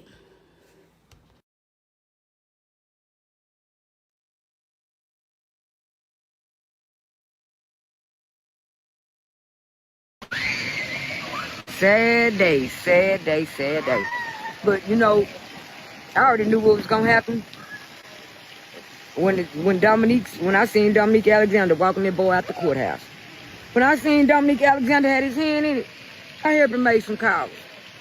Because I knew he had a black team to begin with. Then when I seen that his lawyer was Toby Shook, y'all, Toby Shook has been a prosecution DA in Collin County, Texas for 20 years. He just stopped being a DA like 5 years ago. If you look at Collin County track record, they have sent more, Toby Shook has sent more black people to prison than anybody in the state of Texas. Now you're telling me that he was going to represent Carmelo Anthony fairly? Come on, y'all. They had all white cards lined up against him. They needed one more white card. And they needed a nigga to get the job done. It was Dominique Alexander when he convinced the family to hire the black legal team they originally had and hired Toby Shook, which was the ex-prosecutor for Collin County.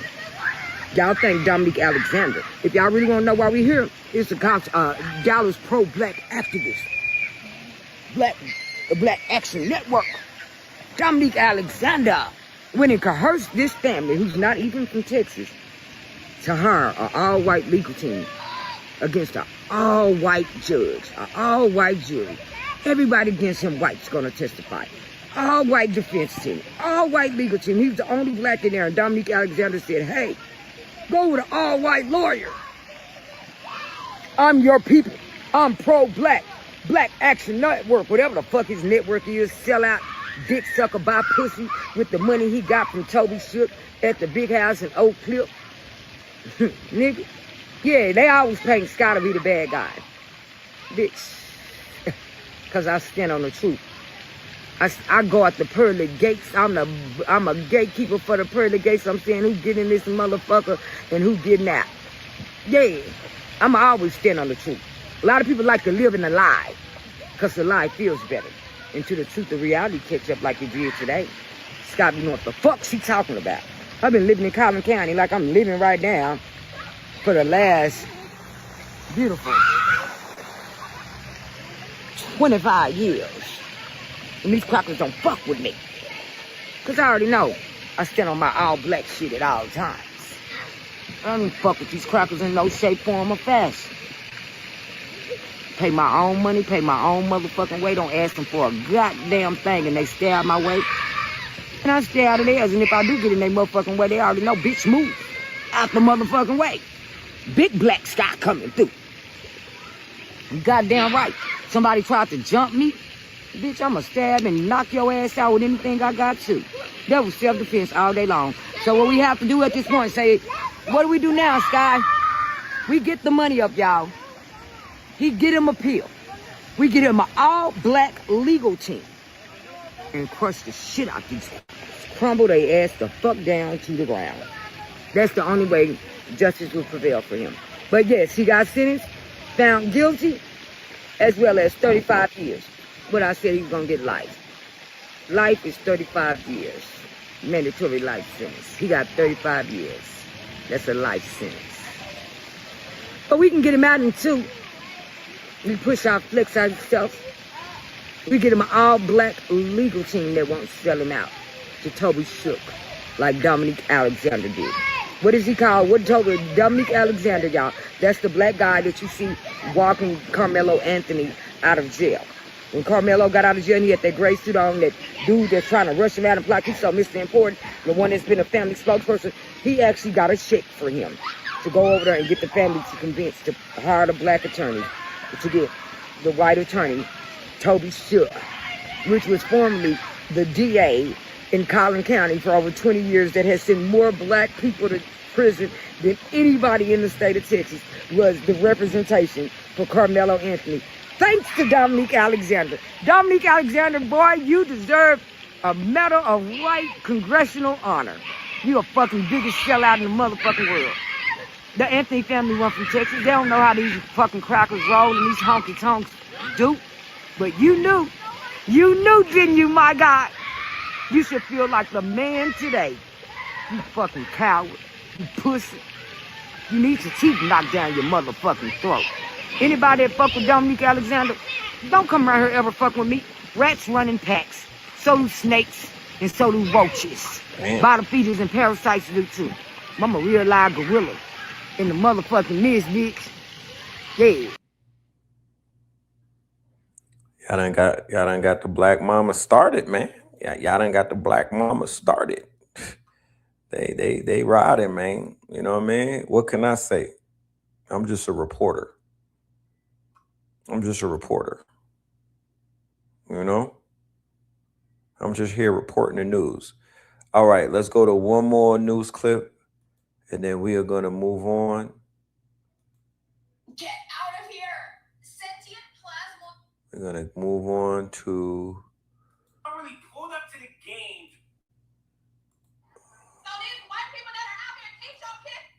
So these white people that are out here teach your kids to keep their motherfucking hands to themselves.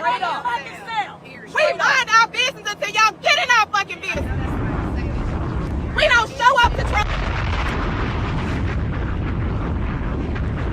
So these white people that are out here teaching. It's a bar right there.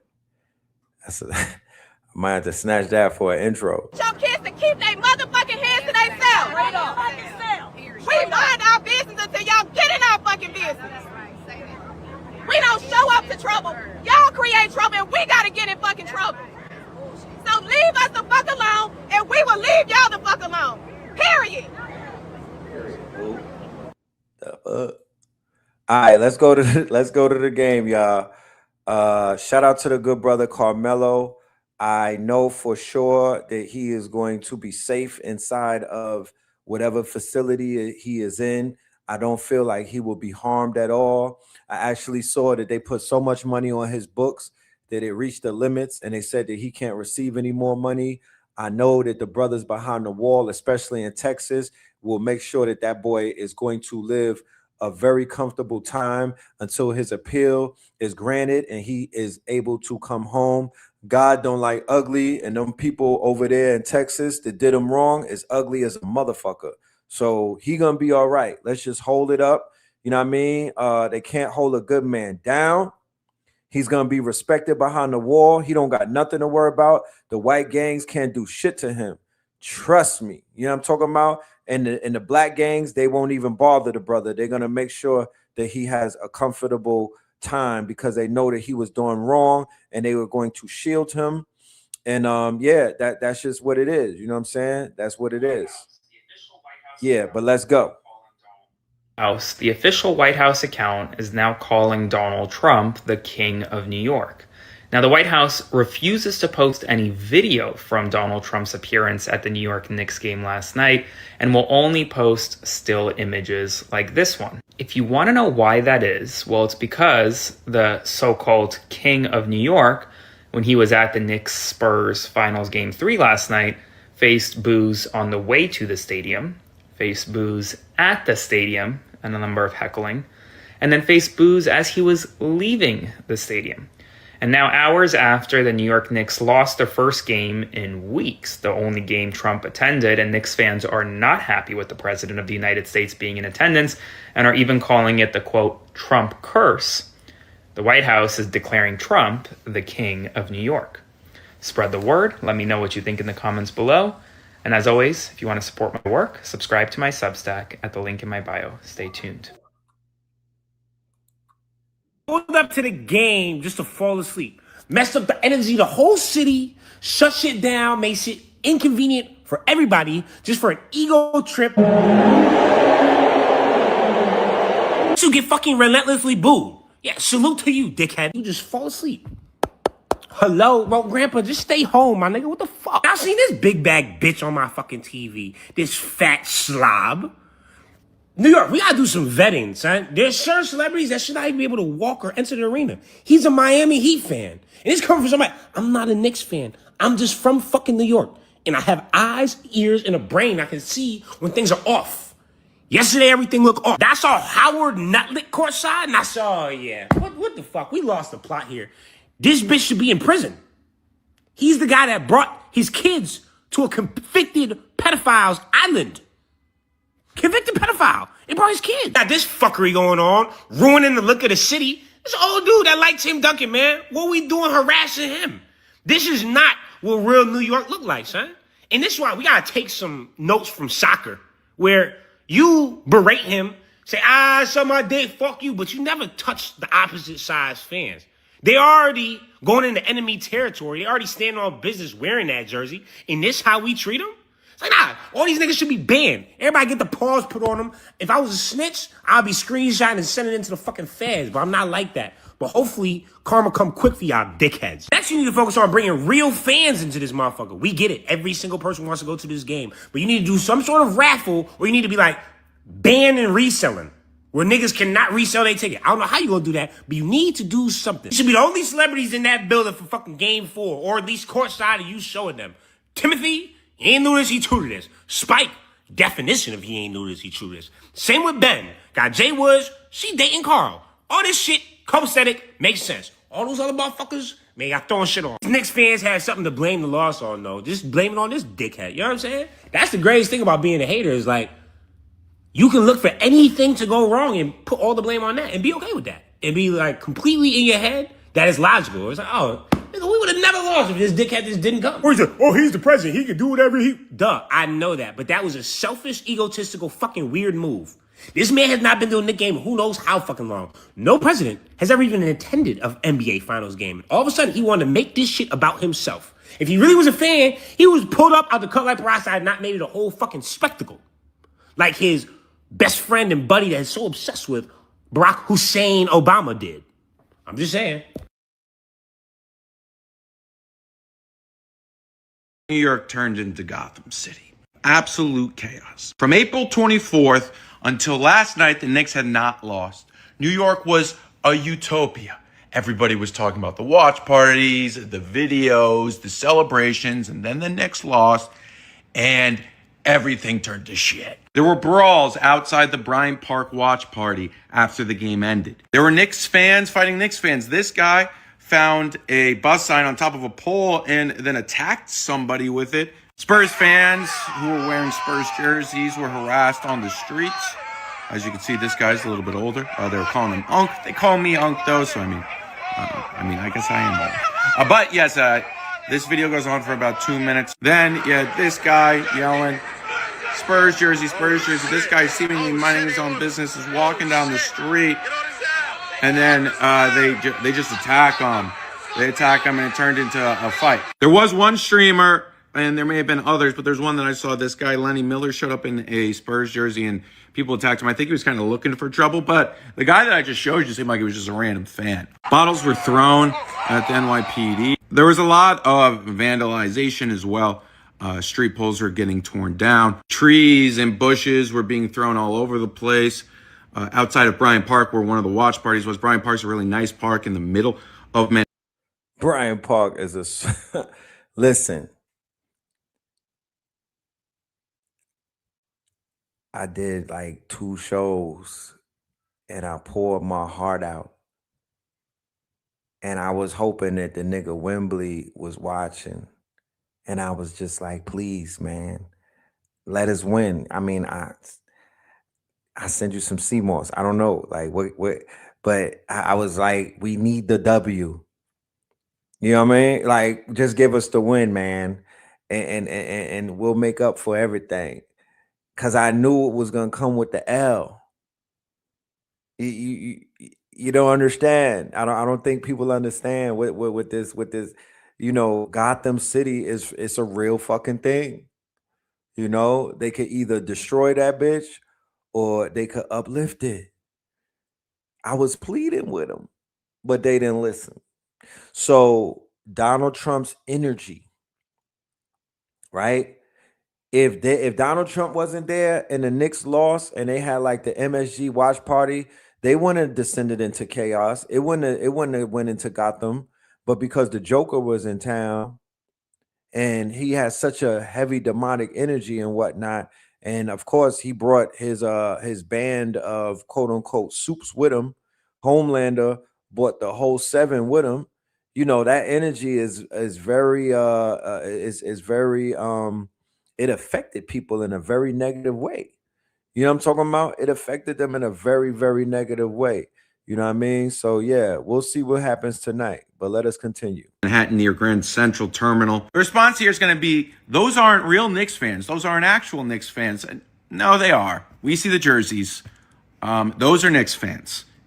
And for everybody that poo-pooed all the security yesterday outside of MSG, they better get ready for it to continue. I would be surprised if there's any more watch parties as well. They may have to cancel those. I know the security won't be the same because of Trump, but they're going to block off MSG. The NYPD, New York, everybody knew this was a possibility. Everything was joyous, but all it takes is a few bad things to happen, and then boom, that joyous celebration turns into, you lose, and then people start fighting each other left and right. It's a chaotic situation that cannot be controlled. It's a powder keg, and keep in mind, these are the same demographics of the Carmelo Anthonys that we're talking about. These are the black boys and girls, right? These are youth. The youth are pent up. They have pent up anger, pent up energy, pent up emotions. They explode. They want to tear shit down. They are going through aesthetic nihilism. They already feel like nobody cares about them based off of what the hell happened in 2020 when they were abandoned and left for dead and whatnot. They picked up on the dog whistles. They're like, yo, we on our own. That's when you saw New York descend into Gotham City and they start wilding out and whatnot, because and then subsequently a lot of other cities in America did the same thing, because those kids with them shiesty masks on, they picked up on the fact that they were on their own and that the government failed them at that young age. The government failed them and basically was like, fend for yourself. There's a pandemic going on, fend for yourself. Henceforth, why so many of them got into the PPP scandals, so many of them was like, you know what, F it. If I got an answer for this later on in life, who cares? I might die this year over a cough. You know what I mean? So a lot of things we have to really understand what these children or these youth and whatnot, they need the W in order to basically, they've been traumatized. They've been running around with PTSD from drill music culture. They've been running around pent up with all of the anger because of the police brutalities and all of the things that they lived through and whatnot. Yeah, they don't have they're not gonna, don't be no baby boomer looking at them, oh, these are savages, they don't know how to express themselves. Yeah, they don't. Yeah, they don't. They didn't grow up like you. Their version of expressing themselves is tearing shit down. They don't. They're not civilized. I'm here to let you know. They're not civilized. However, their energy could be used for better purposes. Controlled by the NYPD, way too many people, and a lot of bad things can happen. It's really hard to tell the story without mentioning the rise in trying to go viral throughout the celebrations on TikTok, Instagram, but also, you can go viral without vandalizing your own city. Shut up.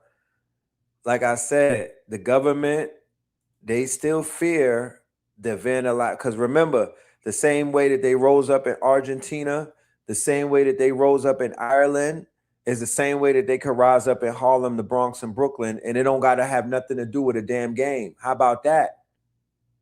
So they're seeing glimpses of what that can look like, right? Just through the celebration of the sports and whatnot. But yeah, I wouldn't be surprised if they being if there's some type of manipulation taking place. But yeah, our people is outside cleaning shit up. Look. New York Knicks fans are literally burning sage outside of Madison Square Garden ahead of tonight's critical Game 4 after Donald Trump visited Madison Square Garden for Game 3. They're getting rid of the Trump curse that essentially many blame for the reason that the Knicks lost earlier this week. The Knicks had won 13 games in a row, literally. And then Donald Trump came into town and, well, they didn't win anymore. And well, now many Knicks fans are saying the Trump curse is real. So they're burning sage in front of Madison Square Garden. This video is from Kazim Famouide. I may have pronounced his name wrong, and I apologize in advance for sure if I did that. Now we'll ultimately see whether or not the Knicks continue winning or losing, and whether or not the president's curse will come to bear. As always, spread the word. Full updates on my Substack, linked in bio. Subscribe for free. Follow along for all the news you need to know about. Are y'all familiar with Carmelo Anthony saving a child from drowning? I don't know if they brought that up in court, but do you know that he was a hero? He saved a 6-year-old from drowning, right? Now he got 35 years. That was him. He did that. You know, he did that. He was a hero. In my eyes, he still is a hero. Real quick, let's hold on.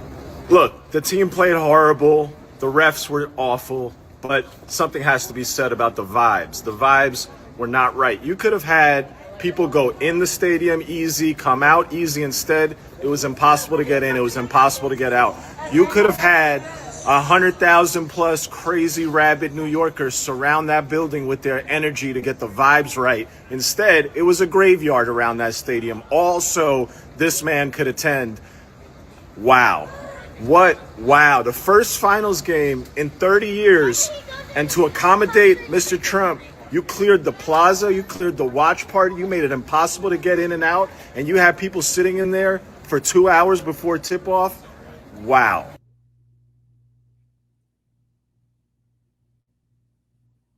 Then let's go back to this Carmelo thing, and then we're going to pack it up for the day. All right, check it out. Video get Jake Lang arrested? Carmelo Anthony should be swinging from a tree outside this courthouse. Carmelo Anthony should be hanging from a tree. So we made this video and went viral, and after this event, Jake Lang was arrested. According to Fox News, it says Jake Lang arrested in North Texas on terroristic threat charge. Fox 4 crews previously spotted Lang outside the Collin County Courthouse earlier that day, where protesters had gathered outside proceedings related to Carmelo Anthony in connection with the death of Austin Metcalf. His bail is at $1 million.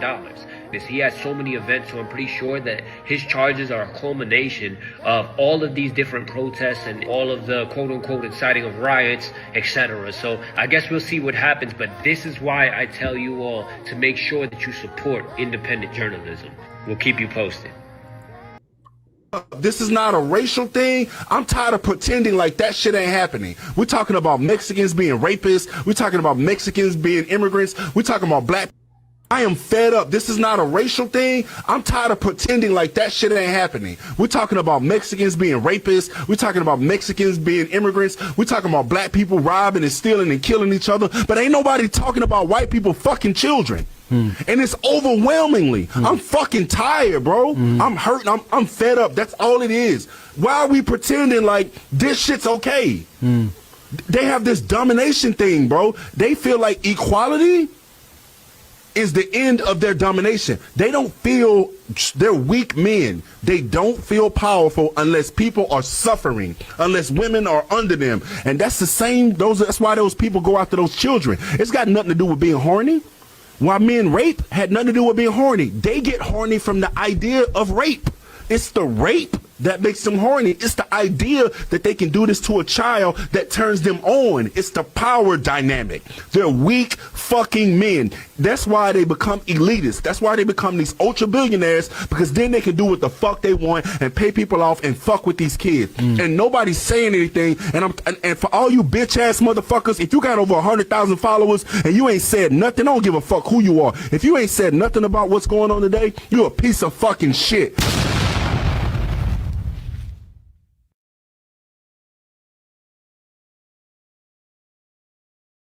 All the racists on here who love to talk about black and brown predators or the dangers of undocumented folks, can you please explain why nearly 80% of the people who produce, distribute, or possess child SA material are white men, and almost all of them are U.S. citizens?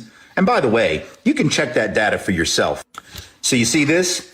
This is the U.S. Sentencing Commission's interactive data analyzer, which is a nifty little tool that lets you look up stats on any federal crime category overall, and then you can break it down by race. And then you can calculate the percentage of that crime done by each racial group for every year going all the way back to 2015, or you can do it for a range of years. So I did that for child SA material prosecutions from 2015 all the way through 2025. And it turns out that 78% of those prosecutions were of white men, almost 8 out of 10, while only 6% were of black men. You know, that group that y'all racists say is the most dangerous and awful group out there? So what the hell is it about white men that explains this?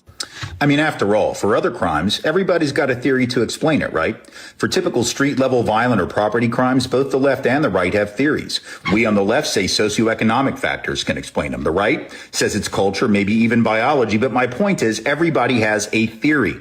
And yet, when it's white dudes that predominate disproportionately in some category of misdeeds like child SA material or child sexual exploitation, also about 71% of those are white folks, according to a DOJ report released in January of this year, or spree killing or mass school shooting, suddenly nobody has an analysis at all. Apparently, we just treat that shit like some inexplicable individual pathology, or we write it off to mental illness or video games or some shit. We never blame it on white culture. We never blame it on whiteness. We never blame it on white DNA.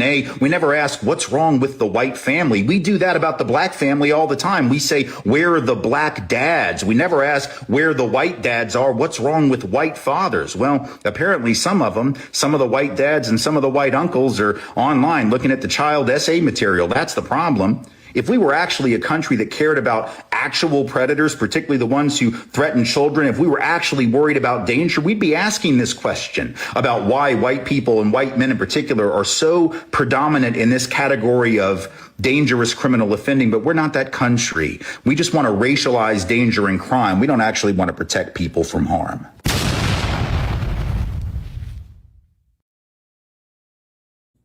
And there you have it. I'm going to land my plane with that. Right? Our children are in danger.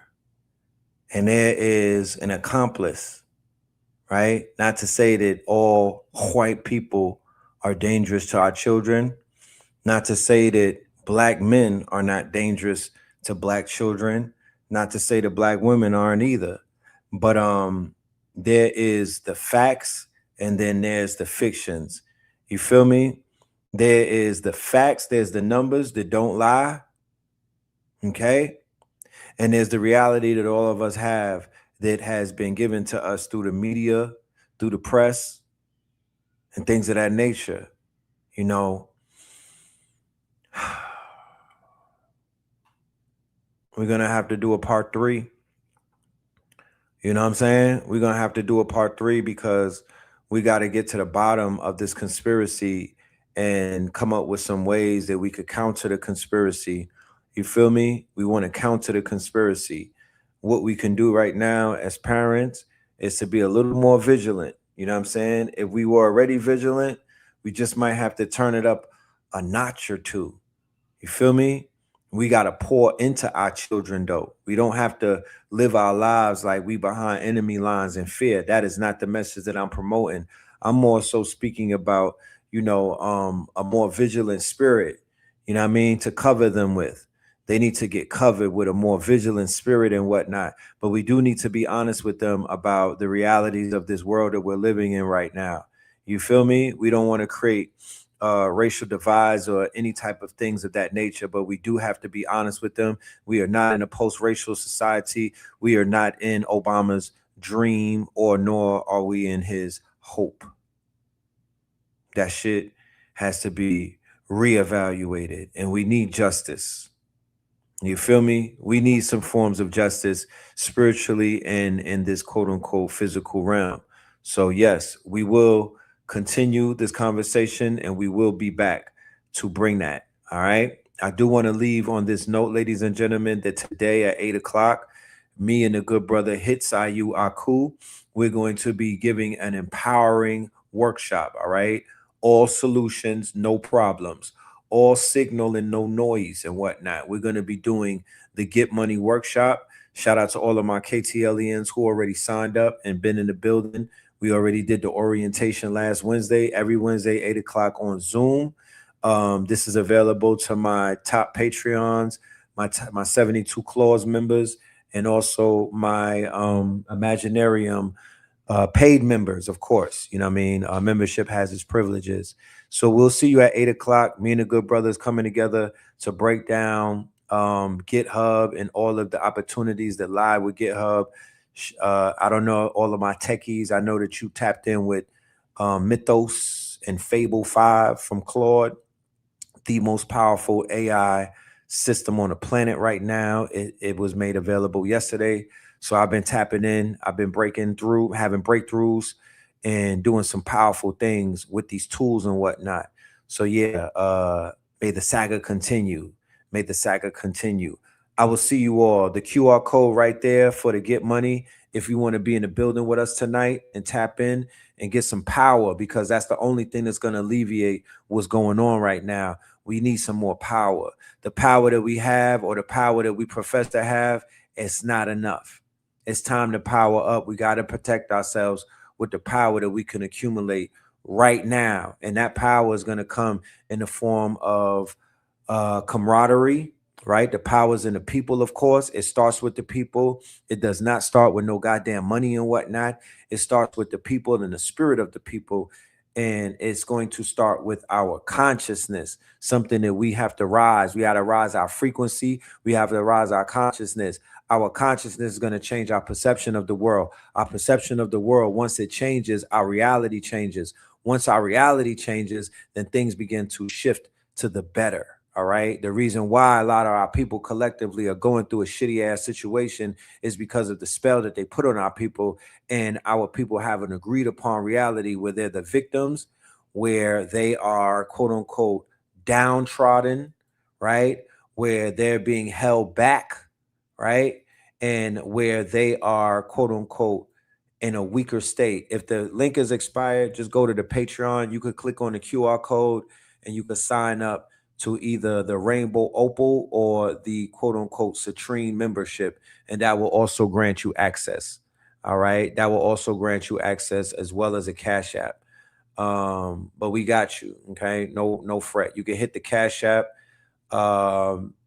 The tickets are $99 a class, $444 for the entire workshop. All right. Shout out to the good brother Hitsayu, and promise you, we are over delivering. Okay. We are over delivering. Shout out to all of the KTLians that showed up last Wednesday and got that work. So with that being said, peace, love, and light until we meet up tomorrow, Third Eye Thursdays. We will see you in the building. And yeah, man, let's go Knicks. That part. You know what I'm talking about? And yes, let's go ahead and let's pull up the Theta Waves.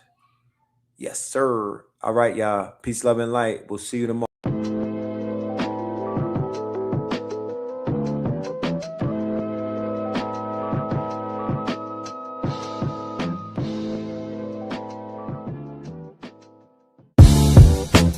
Can't beat us, join us, please bring your coinage. We sink 3-pointers, money shots all net, all vets. Bumps we not, jet skiing in them sunny spots.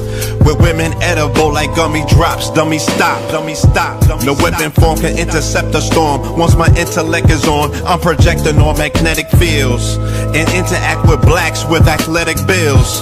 I'm all about growth and development like residents of Ebbets Fields. Not to choose between woo and chew. We wanna line them colors up like a Rubik's Cube and fade to black, yeah, the truest hue. When you say the black man is God, who you alluded to? The usual Clarence 13X, a worthy guess. The words expressed come from the word in flesh. Elijah M, the NOI versus Leviathan. Messiah sent from the heavenly branches. 7 P's from since G-Dub cut down the cherry tree in the wilderness of North Mex, and we flossing death and forced aggression, or forced perception, forced protection, or forced confessions. It's all a lesson. The sorcerers from Corsica, killer tonics, sticks and drums like the Philharmonic Orchestra. You niggas still playing harmonicas from officers, fabric softener. Jive turkeys popping 5 perkies, playing with keys, the Scotch storage type. For that soft white, we could've caught life, just being forthright. First class on my 4th flight, popping out like Fortnite. Every night we lit like Porsche lights. The meek shall inherit the earth, oh yeah, the scorched type. And these niggas, they some hoes in these streets. Me, I'm 10 toes in these streets. They lost their souls, niggas got holes in their feet. Shit, I'm just worried about the craft and how to perfect it. Not worried about the craft, yeah, that's out of perspectives. Focus on the chip like I'm Robert Kraft, and then how to protect it. It's the waves of the oceans. Get to the money, nigga, save your emotion. Descendant of the slaves in the graves in the oceans. Mastermind that the waves is in motions. These niggas, they addicted to the folly, addicted to that molly. Making me a movie, them sticks made of holly. I'm Dr. Manhattan, sitting on top of Manhattan. When I get all 5 rings, snap my fingers and pop up on satin. Dressed in all black, yeah, drop top the Phantom. Best.